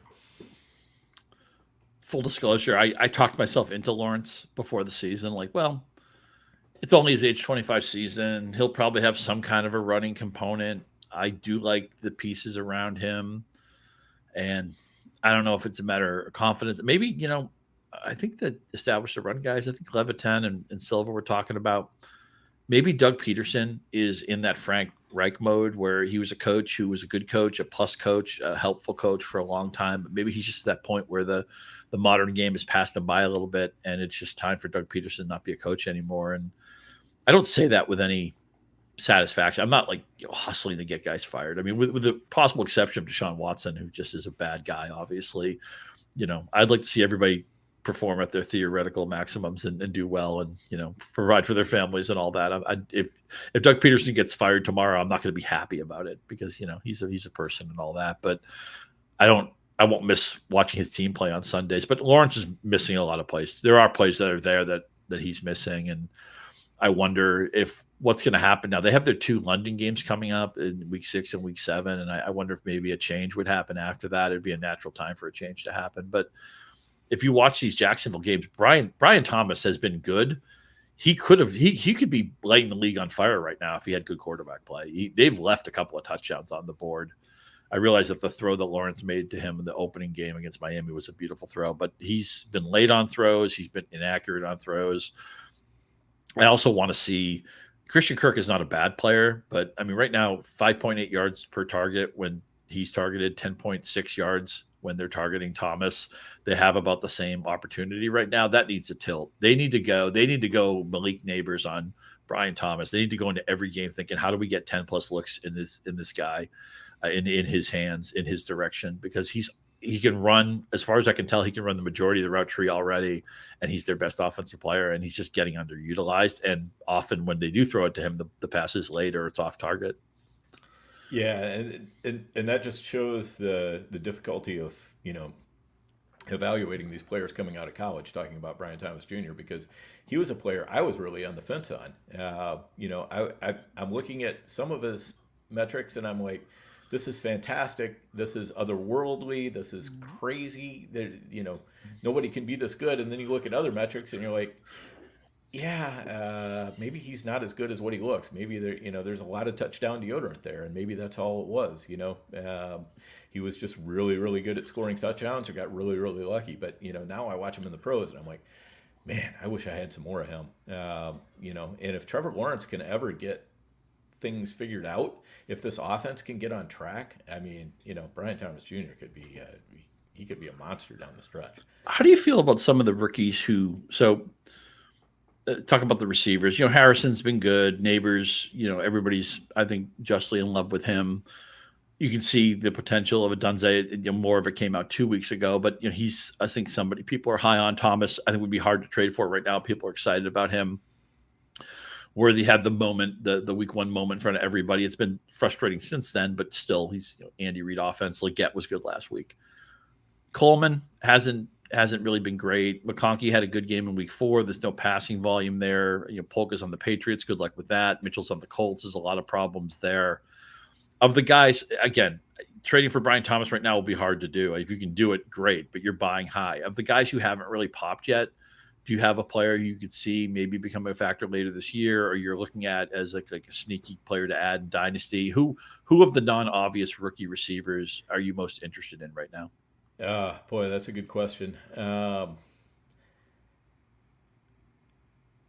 not really, I don't see anybody coming out of nowhere this year. I mean, I think we've kind of seen the best of the rookies coming out, and we sort of have an idea who are. Do you see anybody? I mean, I'm trying to think, and I'm just Well, you know what? Here's the thing: if the Chargers weren't playing 1977 football, I would pitch for McConkey. Oh yeah, but yeah. The problem is there's just never going to be volume there, because not only do they want to play that way, Jim Harbaugh knows he can win that way. Jim Harbaugh sees a path to the playoffs playing this way, and they don't really love their line, and Herbert's already battling injuries, and he's like, okay, fine, we're just going to try to be more physical and out tough teams. And they, man, like every team, it felt like they had the Chiefs on the ropes and then they let them off the hook, which isn't that every Kansas City game is like that. But so you're hoping, if you ever play McConkey, and again, they don't play this week, and they're coming off a couple of losses, teams regroup and sometimes re-scheme off losses. So maybe they'll do some things differently, but his high this year for targets is 7. Anytime you play McConkey, if I told you you're getting 7 targets today, you take it. You take it immediately. I feel like that's the ceiling, right? I wouldn't be surprised if he didn't get to 10 targets all year, because that's just not how they want to play. And Quentin Johnson has actually turned into a useful player too, which has been a nice move for them. But so I guess McConkey would be my lean there. Since we're on the Chargers, it can be difficult to figure out what to do with a player who kind of comes a little bit out of nowhere and outkicks his coverage. And Dobbins has been really good after several years of injuries. I don't think anybody thinks much about Gus Edwards right now. Maybe Vidal becomes a factor later in the year. Where do you think Dobbins goes from here? Do you think, I mean, look, I just don't want to expose the outlier. I mean, like, he's probably like a top 10 running back right now. I don't think anybody would value him going forward like that. But is this the moment to cash in on our Dobbins? And it may be hard to even find somebody who believes in Dobbins. I get it. He's on his bye week right now. So it's not like you're trading to a needy owner right now because they can't play him in week 5. But do you think we've already hit the high water mark with him, or do you think he can stay healthy for the majority of the season? How would you be playing him if you had him rostered? Yeah, you know what they say about stocks. Past results are no guarantee of future performance, but he has had a very, very difficult time staying healthy, and it's primarily been ligaments and things like that. And that's always been one of my pet theories, is that if a player just, there are some players who are not, they don't have the structure to stand up to what they've put on their body muscle wise, or what they're asking of their body. Like their tendons just can't cash the checks that they're trying to write. And I do wonder whether Dobbins is that kind of player. Maybe he's learned to kind of tone it back a little bit, and with all these injuries, maybe it's kind of forcing him to play more within himself and to play within something that his body can handle. That said, a couple weeks ago in one of my dynasty leagues, one of the few places where I had a Dobbins share left, I sold him off immediately, because I was just like, you know what, this is great. I'm getting out now while I can, and I don't know if it's going to keep going or not. But I don't see Dobbins as being really a league winner either. He's a useful player on your teams, but not the kind of person who's going to carry you to victory, I don't think. Am I crazy? No, your take is similar to mine. understanding it's not easy to find a trade partner. I don't think there's probably people in your league like, I don't have JK Dobbins, but I got to get him. I got to make some crazy trade to get JK Dobbins. I mean, people would do that for Malik Neighbors, I think, at this point.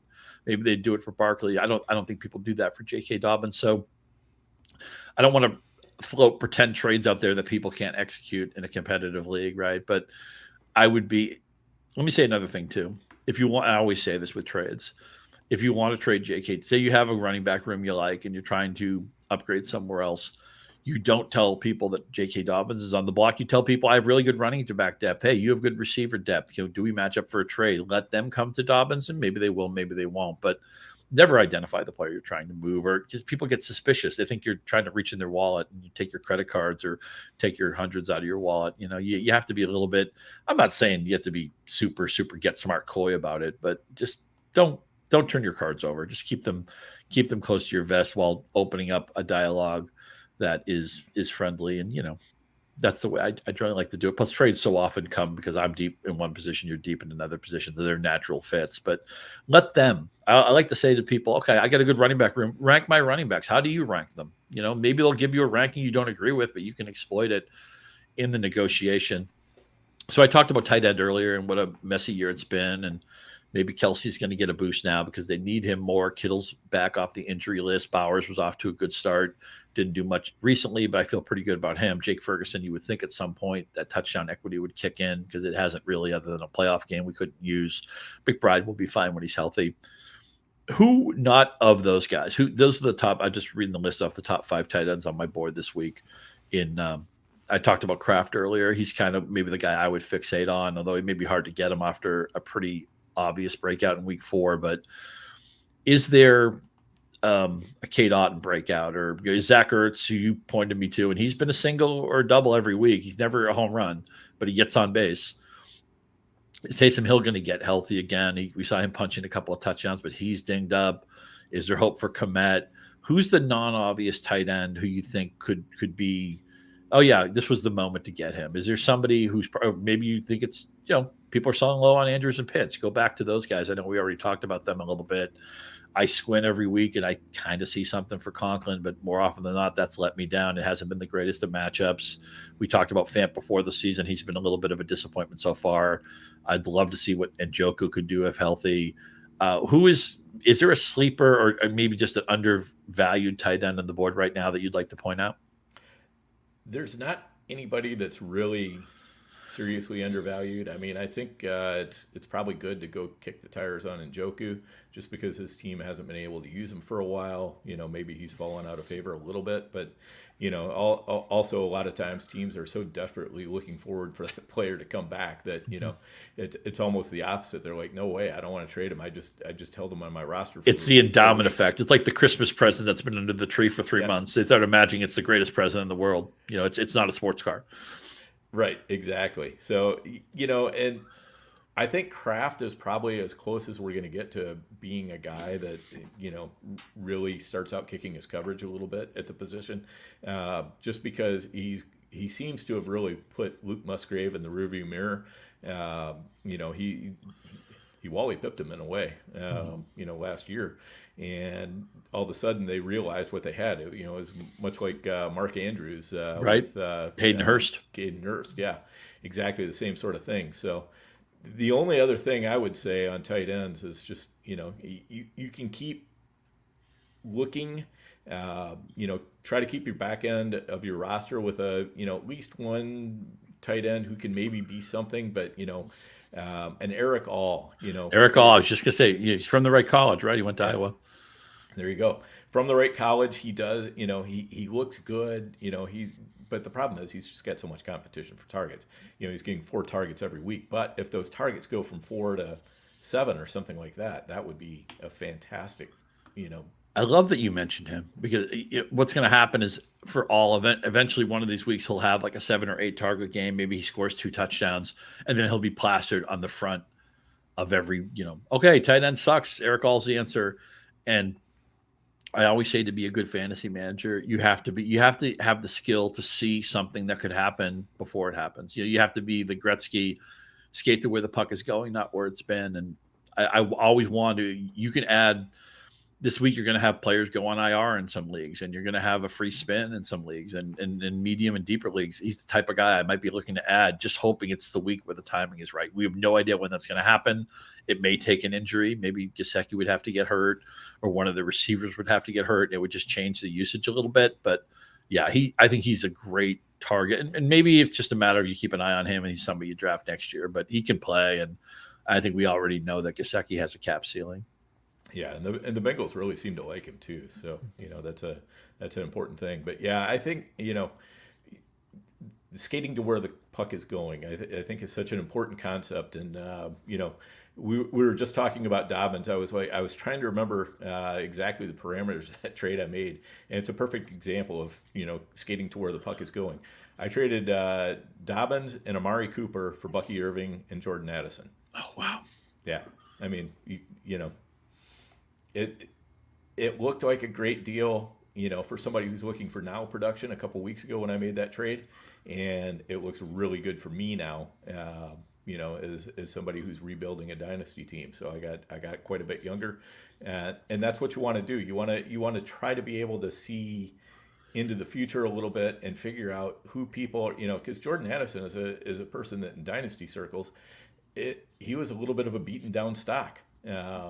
People just were like, he scored all those touchdowns. That was, that's variant. He's going to come back, and he's just not that good. And the Vikings, quarterback situation just isn't that good. So nobody wanted Addison, and I just said, hey, I'll take him. So that's what you want to do. He's a weird player because whenever somebody is better. This was Caleb Williams too, by the way, who oddly was teammates with Addison for 1 year. But whenever somebody's best year in college isn't their final year, I never know how to reconcile that. And Addison was a monster his final year at Pittsburgh. Kenny Pickett of all people, 100, 15, 93, and 17. I think he won the Blitnikoff Award that year. And then he goes to USC, plays with the Heisman Trophy winner in Caleb Williams that year, and he was hurt for most of the year, so I guess that explains it. But 59, 875, 8 last year, it was the touchdowns overwhelmed the rest of his stat profile. He's had some issues off the field with just being a grown-up and making good decisions. I wondered if there's a little bit of knucklehead risk. He came into the season injured. I was underweight on Addison, and a couple of my leagues that did have IR spots, I do have Addison stash. And then I just said, last week I didn't play him, and he made me look bad when he did that. But it's just funny. I realize everybody looks good on their highlights, but when he was playing that game, I just reminded Jordan Addison's a good football player, man. I know his career's had a very unusual curve, and player development isn't always linear, and sometimes there are these stops and starts, and these you get worse before you get better. It's about a scheme fit, or it's about being healthy, or whatever it is, your confidence really clicking. But I think going forward, this may even sound way too tame, but I don't see why he can't be like a locked-in wide receiver 3 the rest of the season for fantasy. And in a year where a lot of stuff has gone wrong, I will welcome somebody. Maybe he's the player that some people thought DeAndre Hopkins was going to be, or maybe he's the player that, I don't know, people thought, one of the, I don't know, there's a lot of guys who would fit that mold, that they thought, okay, this is somebody I can play more often than not, week in, week out. And, Addison, to me, I think on the teams I have him, I'm going to be starting him until something goes wrong. Yeah, I think that's the right move. And, the thing is he really hasn't got that much volume. Volume's never been a big driver of his numbers. It's always been efficiency. And, he continues to be super efficient. So if the volume ever does go up for any reason, and I don't think it's really going to go down. I mean, even when Hockenson comes back, he's still a very viable part of that offense. They're going to use him. It might even make his job easier when Hockenson comes back. So, So let me ask you. I talked about Addison being, maybe a lock-in wide receiver 3. Let me ask you about one of my favorite players, and he is right now on a shipwreck offense, and he's doing just enough to stay in our good graces. And I never blame this player. I used to always talk about DJ Moore and Terry McLaurin being the "it's not your fault" all-stars. And that's how I feel right now about Courtland Sutton. It's not your fault, Courtland Sutton. And that game he just had against the Jets, where literally all their passing that didn't go to Courtland Sutton was a net of 0. And then Courtland Sutton had the 60 yards that they produced. He scored the touchdown, his first touchdown of the year. And I'm thinking, we've seen this story before. Courtland Sutton was on offense, kind of shipwrecked last year, and he had a touchdown rate that everybody kept saying it's unsustainable, but I kept seeing him making these great boundary plays. Now, I realize this year he only has the one touchdown, but at least Nix looked better. Looked better in week 3. He looked terrible last week, but King Courtland Sutton, he's on the SS Minnow right now. It's a shipwreck. But I believe, just like I believed in the professor on Gilligan's Island, I believe in Courtland Sutton. Am I wrong to do that? I don't think so because, the thing is, I think the reason why he performs like he does is because his quarterback.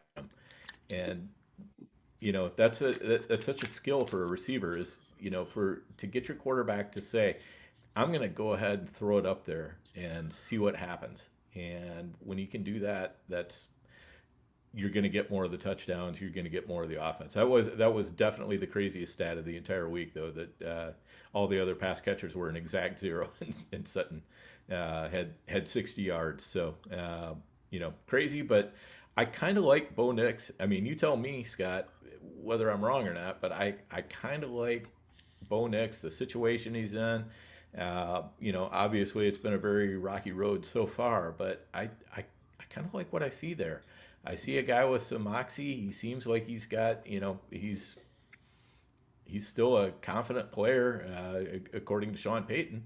And I feel like, Payton is just kind of feeding him the offense as quickly as he can, as much as he can. And he's, we're seeing Payton be patient with him as well, which I think is a good sign. So and give the Jets defense a lot of credit for, what we saw last week. I still think Nix is capable of being a good player. The fact that this is the quarterback Peyton wanted means a lot to me.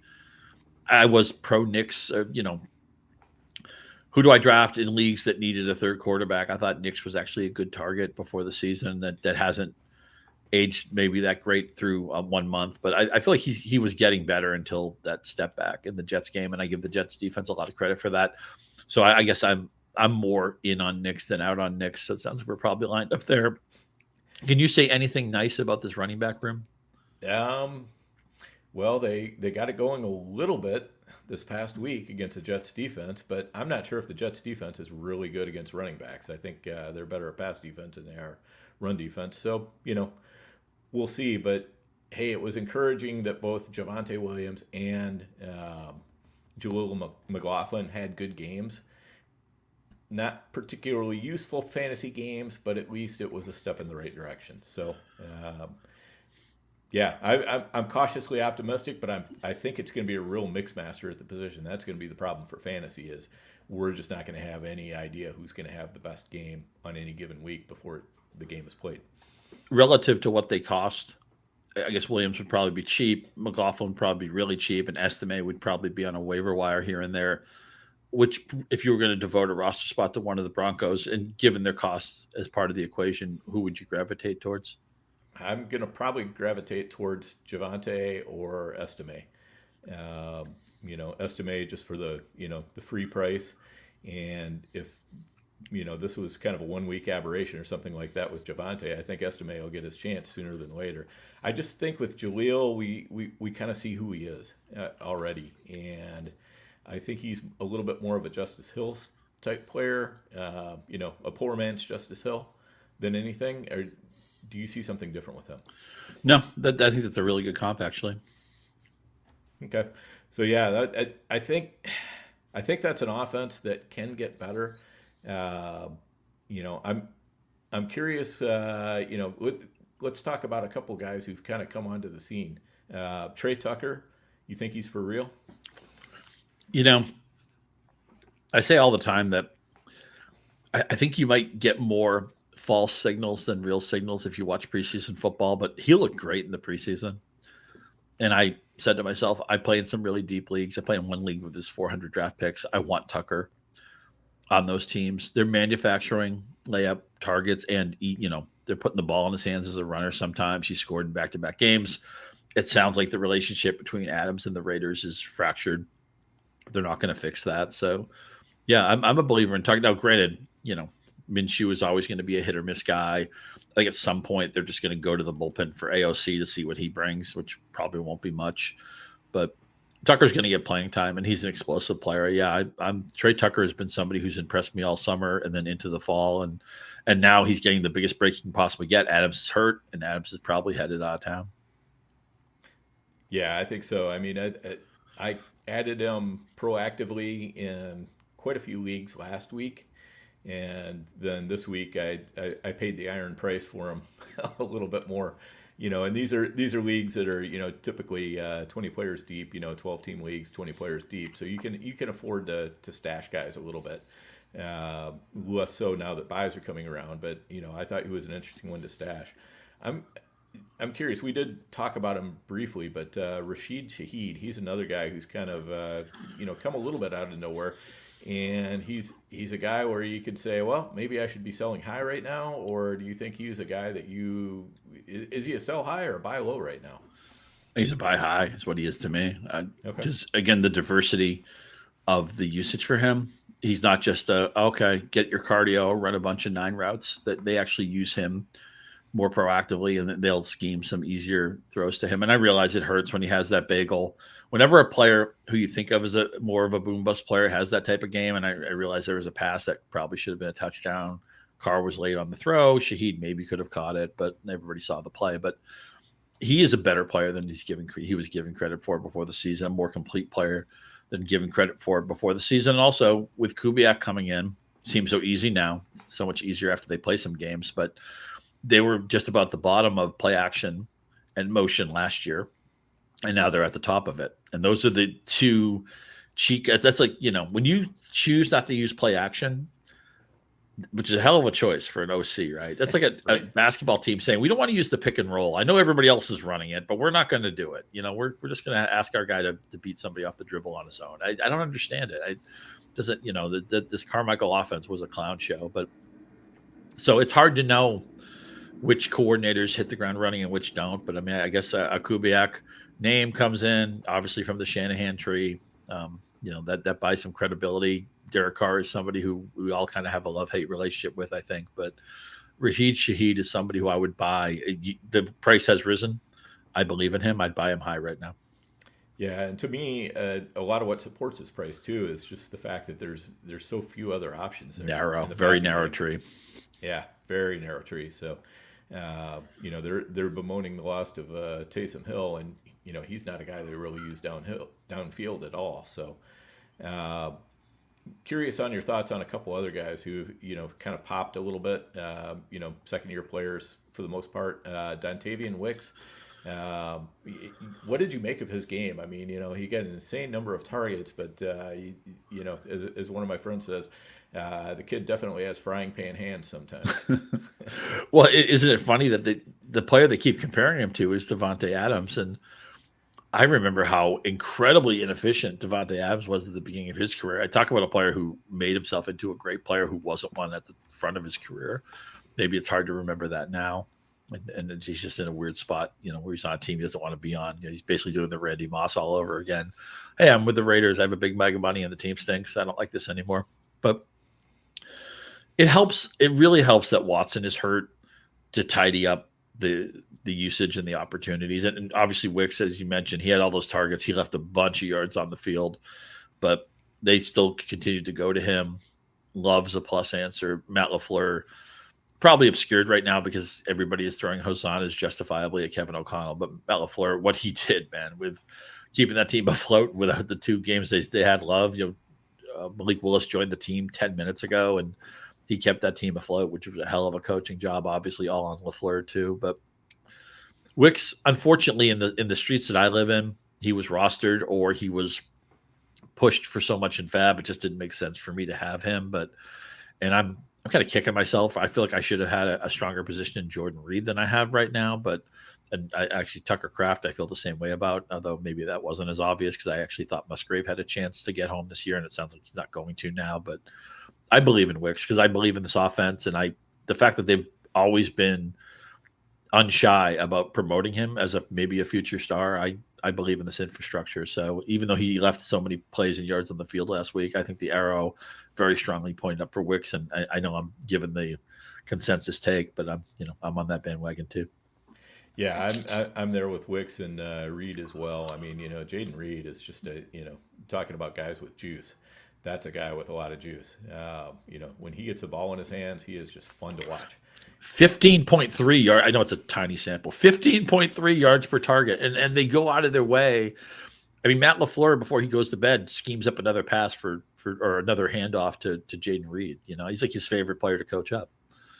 No doubt, and he's such a good zone beater too. I mean, the guy gets out there, and you look at his schedule coming up, and it's we've got some zone heavy defenses coming up for him. So yeah, I mentioned, by the way, the Yahoo MVPs. He actually was 5th on that list, which is interesting because he only had the 2 blow up games with Love, but interesting that Jayden Reed is one of the right, and maybe that just speaks to a type of manager who has him more than what he's done so far, even though he did have 2 very strong games.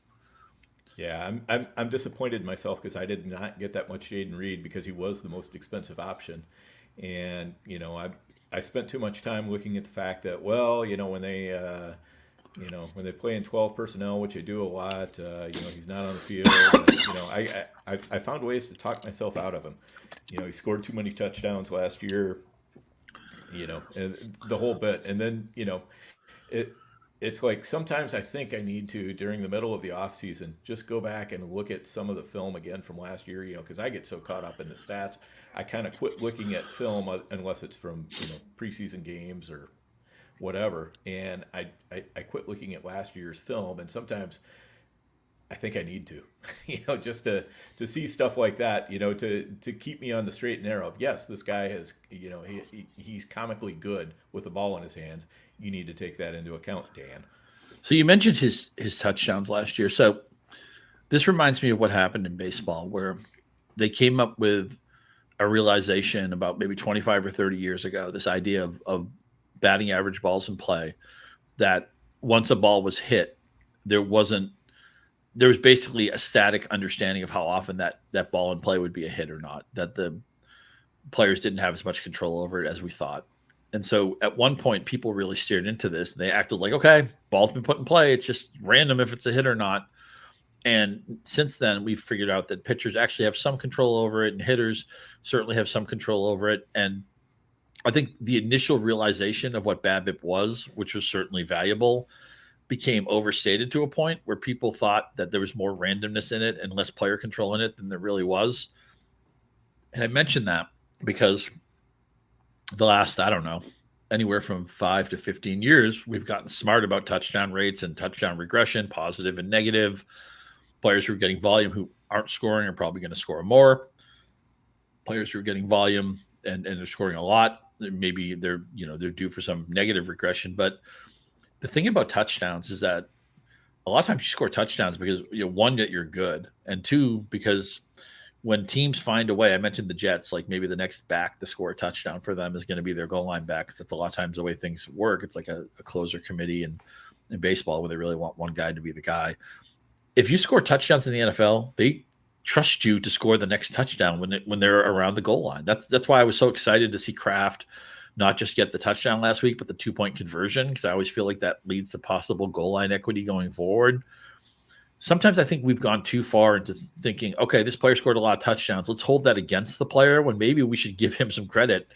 Devontae Adams for years was always having ridiculous touchdown rates. And look, he's a Hall of Famer. I mean, maybe it's not right to compare everybody to somebody like that, but I think we've gone too far with this guy scored too many touchdowns. Let's hold it against Jordan Addison. And granted, he did that 1 year. Maybe he does it 2 years, and then we start believing it's part of what he is. But I don't know that a player scored a lot of touchdowns on a certain amount of touches. I felt that way about Sutton this year, and I realized he's only scored once, and their offense hasn't looked good. So, maybe Sutton isn't going to get anywhere near last year's 10 touchdowns. But I think we've started to hold touchdowns against players in a way that I think goes too far with what was originally maybe a well-intentioned idea.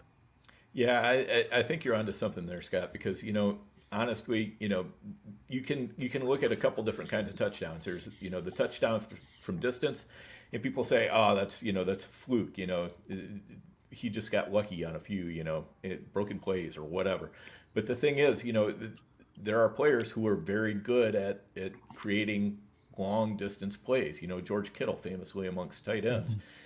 nobody has as many long scores as he does, and he keeps doing it year after year after year. At a certain point, you got to say that is a skill. That's not just random luck. That's a skill that he has. And so, going into it, I think we need to be a little bit more open to the idea that, well, we just saw it for the first time with this player. Maybe it's a skill with him. It might be random luck, but maybe it's a skill. Same thing with, a lot of touchdowns and close. I mean, when the field, and you're right down on the, 5-10 yard line or even closer, running routes in that situation is a different sort of skill than what it is, when you're 20 yards away or whatever, and I know that, but, I think sometimes we forget that. And some players are just really, really good at finding the open spot, sitting down and letting their quarterback find them. Yeah. I mean, for years we saw it with Adams and Rodgers, that their understanding of space and boundaries and being able to throw to a spot where once they got locked in, and again, I'm picking like the ultimate best at it really in the last maybe 15 or 20 years. This is, everybody's going to fall short of this, but it got to the point where you couldn't cover Adams because they would just find when it's one-on-one coverage, they can't have leverage on you on both sides of you. And they would just find the one side that, usually it was that back shoulder throw by the sideline, which only Adams could catch it. It could never be an interception. And it helped that Rodgers at that time was probably the most accurate quarterback, not only of that moment, but maybe in league history. But we saw it last year with Sutton, where so many plays he had. Did he have even any separation on some of those plays? But Wilson was willing to give him a chance to make a play. And again, you make a great point of how much of this is it falling right in a certain outcome, and how much of it is a skill that the player owns that can be repeatable year over year. Do they own even some of that skill? Do they keep? And also too with regression. It's regression to what, right? You can't just say regression, pound the table, and leave the room. If somebody scored 14 touchdowns and they regress to 9 or 10 touchdowns, that's still a pretty useful fantasy player. So that's an important concept there. I'm just about at the ceiling of my time, but I got to ask you before we get out of here.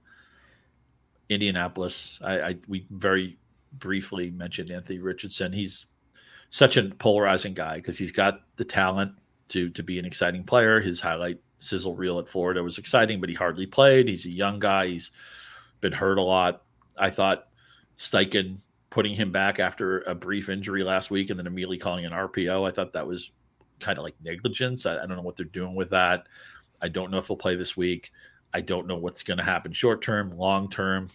I do take just a tiny bit of satisfaction that I thought Daniels was the right pick over Richardson, and I feel like that's been borne out, but I don't want to be right because somebody gets hurt, but maybe Richardson getting hurt is part of what his profile is. There's a lot of fantasy chips put on him. A lot of people needed their receivers to get home. Pittman, he did have a couple of plays with Richardson early last week. That was encouraging, but then Richardson was hurt. Flacco, of course, is 39 now. I'm kind of curious what the offense would look like with Flacco, but let's be real. I mean, his ceiling has to be mitigated by the fact that he's obviously at the end of his career. So whether it's Richardson or this offense in general, just give me a sense of where you're at with the Colts. Yeah, I think Richardson's an interesting case because he's just, his shortcomings in the short to intermediate areas of the field have been so obvious. And there's a part of me that says, hey, he's just fancy Tim Tebow. But there's also a part of me that says, this guy does have a special skill set, as a runner and also as a deep thrower. And, you just can't discount that completely, and for better or worse, the Colts are all in on him. And, I don't think Flacco is going to be an answer for anything any longer than whatever period of time and Anthony Richardson might be hurt. I don't think they're going to take him off the field unless things get really, really bad and say, we just want you to sit down and watch. I think it's got to get a lot worse for that. And we're looking at very small sample sizes on him too. I mean, we had 4 games last year, 4 games this year.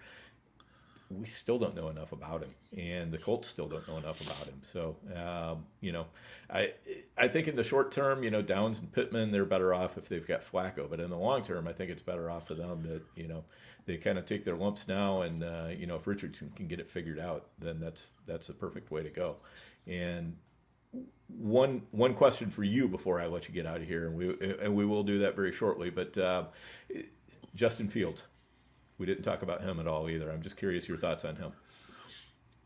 If I'm the Steelers, I would say it's his job until he does something comically wrong. When what is he, 10 years, 11 years, 9 years? He's significantly younger than Wilson. All the upside has to be with Fields. I mean, obviously with Chicago, he was constantly getting sacks. Sacks are more of a quarterback stat than is commonly understood. Drives me crazy when people are like, oh, yeah, that quarterback took so many sacks because his line stunk or his team stunk. Sometimes that's part of it. But sacks are a quarterback stat. You have to be able to recognize blitzes and where the pressure is coming from, be able to adjust your protections or just make a good decision with the ball and get rid of it. And there's a reason why the best quarterbacks in the league just don't get sacked. You know, yes, Manning had a good line, but Peyton Manning's release, Dan Marino's release, you know, you never had a chance to get near those guys. Tom Brady at peak, this was a long time ago. His pocket movement was incredible where he could find the quiet space to let a play develop where a lot of quarterbacks never get that sense. You know, I just think it's like some of the quarterbacks that would just almost seem to walk into the sack. Like it's like the horror movie where it's like, you know, the chainsaw's under the bed. Don't go there. You're going to get killed, you know, or he's in the closet. So Fields, the fact that he's shown a little bit, and this is a case where I almost feel like I owe an apology to Arthur Smith. I couldn't wait to get him out of Atlanta. I didn't want to see him land in Pittsburgh. I know they're kind of a knuckleball team too because they can win on defense. Running game hasn't been. Warren's been hurt. Harris has been woefully inefficient. They want to use Patterson some because Arthur Smith will always be that guy. But at least they're getting downfield plays from Pickens every week. Fields is starting to run more proactively. I realized they had to chase the game against the Colts, which opened up to that. But I'm excited to watch Fields play. He's probably always going to be better for fantasy than real life because he has that running component. But I'm here for. I hope he plays the rest of the year because I just don't think. And I say this with no satisfaction because Russell Wilson was one of my favorite players for about a decade. And I actually thought he built just about a borderline Hall of Fame career. And it's probably going to go down the drain now because people are going to remember how bad he was at the end of his career. But he was a great fantasy and real life player for such a long time. I don't think there's anything left with Wilson. So I hope Fields plays, and I'm optimistic that he can at least be a quality player. And he'll always be better in fantasy than he is in real life. Yeah, I kind of wonder if he's, you know, kind of found his Baker Mayfield place, you know, where, you know, he found somebody who believes in him and he's got the infrastructure around him that he needs and everything else. And, you know, sometimes those bad plays disappear once you get out of a place that's, you know, just a clown show in every other way. And, you know, even though, you know, like you say, sacks are a quarterback stat, that's, you know, when you feel like you have to carry the team on your back, you're a lot more likely to sit there and run around for a couple, 3 extra seconds, hoping something will happen because you want to be the hero. You know, you hate losing that much. And I think that might be a little bit of the case with Fields. So he's a fun watch. I added him to quite a few teams in the first couple weeks of the season, you know, and just sitting on my bench. And I'll tell you what, last week I was never more disappointed than when I put Mahomes in and left Fields out, going, you know, this could be a Fields game. This could be a Fields game. I feel like he's going to pop here. Yep. And you know, sure enough, he did. It was a Fields day. Yeah, he gave him the Fields medal. That's where we're at now. We're ready to bench Patrick Mahomes for Justin Fields. I lied. I got one more hot take for you. Okay? All right. Brandon Ayuk, much better real life player than fantasy player. And I think Jauan Jennings obviously had the monster game in week 3. Nobody's ever chasing that. But he was good in week 4. He led the team in targets, got downfield. I think he's good enough that, for one thing, if Debo or Ayuk ever get hurt again, and I realize receivers play different positions, they're asked to do different things, but even Kittle, if they lose one of their big 3 again, I think Jennings immediately is somebody you can play fairly confidently. In deeper leagues, I would even consider playing him during the bye week, you know, flex season and all that. And he's good. He's obviously, they gave Ayuk the big money, and he's not Debo. And, you know, maybe next year Debo's going to go, whatever. Jauan Jennings is a good football player, man. And I think I think that cat's a little bit out of the bag. I think if nothing else, he's going to get in other people's way in San Francisco. But if somebody else gets hurt again, if they have a reason to make him a full-time player, I would start him very confidently. I think he's going to I think if I'm an Ayuk manager, I'm worried that Jennings is just going to get in the way. He's not going to usurp him. They paid too much money to Ayuk, and Ayuk is a fabulous player, although a lot of what he does is opening up stuff for other people. But I think it's not a good time for Ayuk. I think he's had a really bad run out with the holdout. That was obviously his choice. Slow start to the season, and now there's just another player who's going to steal some of those targets, and Jennings is just good. Yeah, they paid him too. So they did. They didn't pay him the Ayuk money, but they did prioritize him. They love him as a blocker. You can never get fantasy points as a blocker, but it you know, Kyle Shanahan is a pro Jennings guy. Yeah, absolutely. And, you know, honestly, it's one of those things where, you know, when when they said, okay, Debo's not going to play, I'm like, well, I'm not really that interested in Jennings because he's never really done that much more in that situation. So I didn't bid that much on him. He mostly went to other teams. And then all of a sudden, when Kittle's out, I'm like, oh, crap. I have made a huge mistake here, because then I'm like, okay, yeah, this is definitely going to be the Jennings show. And of course it was in spades. Purdy was letting it rip. Purdy didn't care. A couple of those Yeah. plays, he was wide open. They were busts and everything. I get it. But Purdy was throwing some tight windows. He has trust in Jennings. You could see it. Absolutely. Yeah. And so that's the thing. I mean, this is a player that I'm sure you're doing the same thing as me. I don't have him in nearly enough places, and I'm going to be watching like a hawk as bye weeks start coming up and Yes. people start having to make roster decisions. If, typically the places where I do have him, he is stapled onto my bench, duct taped, glued, everything else. He is not leaving my team. There you go. And, and if somebody else is foolish enough to cut him, I'm swooping in and I'll make a I'm sure even some of the fantasy sites, it's only going to take one or two quiet games from Jennings where the fantasy sites can say, well, it was nice while it lasted, but now everybody's healthy, so give up on him. And Jennings is the unusual. Let's just say, like, okay, he's quiet for a couple of games, and Debo does his thing and Ayuk does his thing, and people cut him. Usually, when we think of backup receivers, we think any running back who comes into value, who comes into volume, can be viable and can maybe even be a top 10 running back. We don't think of receivers like that because if Tyreek Hill gets hurt, and I realize Miami's a totally unsolvable mess right now, but if Tyreek Hill gets hurt, there isn't Tyreek Hill Jr. waiting to be unveiled. But we've seen what's possible with Jennings. Could be, if they announced tomorrow that Ayuk was out for the season or Sam was out for the season or whatever, and I don't wish that on anybody. I love those guys. I enjoy watching those guys play. I think Jennings would be in my starting lineup the rest of the year. Yeah, 100%. No doubt about it. All right, Scott. Well, we've been at it for 2 hours. I could probably go 2 more hours. I'm sure you probably could too, but we both, life goes on in the background, and we got to get back to that. But really appreciate you taking the time. And I apologize for me for asking you one more question. I mean, 30 seconds. What do you tell sure. somebody who's suffering in Miami? What are you doing with those guys? I mean, you've got to hope that that Tua is able to come back this year and and at least run out the year good.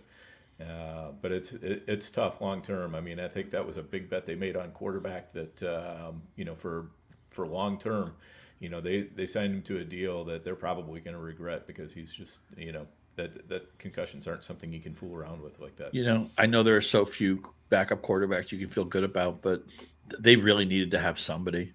Yeah. A Dalton. I realize they're not going to bring in Tannehill now. They must think Tua is coming back. I think based on the fact they haven't added anybody significant, but they need to have even like a Minshew would look like Dan Marino right now on that team, and it's just no fun to unplug that offense. Right? It's like they've lost power. Right? Yeah, exactly. That's a perfect way to put it. That offense is candles. It's all candles now. There's no electricity there anymore. And there was that sinking feeling when all of a sudden the lights go out in the house. And you're like, oh crap. How long is this going to last for? I hear you, man. How long is this going to last? And then with that, hopes to all our friends who have been impacted by the hurricane. I know Joe Dolan over at Fantasy Points is 7 days without power. I have a friend who his car was underwater. So I hope those people are coming back. And I hope I don't trigger anybody by making that analogy because it sucks when real life, takes you down like that. I hope those people stay strong. But this was a blast, man. It always is. I'm always better for when we talk. And let's do it again soon. Yep, absolutely. And, again, make sure you're following Scott out there on the X Machine. And he's got all kinds of great content on Yahoo. The breakfast table is back in vogue again, I understand. So, it is. So that's good stuff too. So make sure you're checking them out. Be sure to check out the Fantasy Empire. We record every Tuesday morning. And we spend about an hour and a half digging into the high stakes world, but basically it's for anybody who likes winning fantasy football. It doesn't matter whether you're high stakes, low stakes, whatever. It's worthwhile. But thanks again, Scott, and we will catch you again hopefully in a few weeks. I look forward to it. Thanks, Dan. You bet.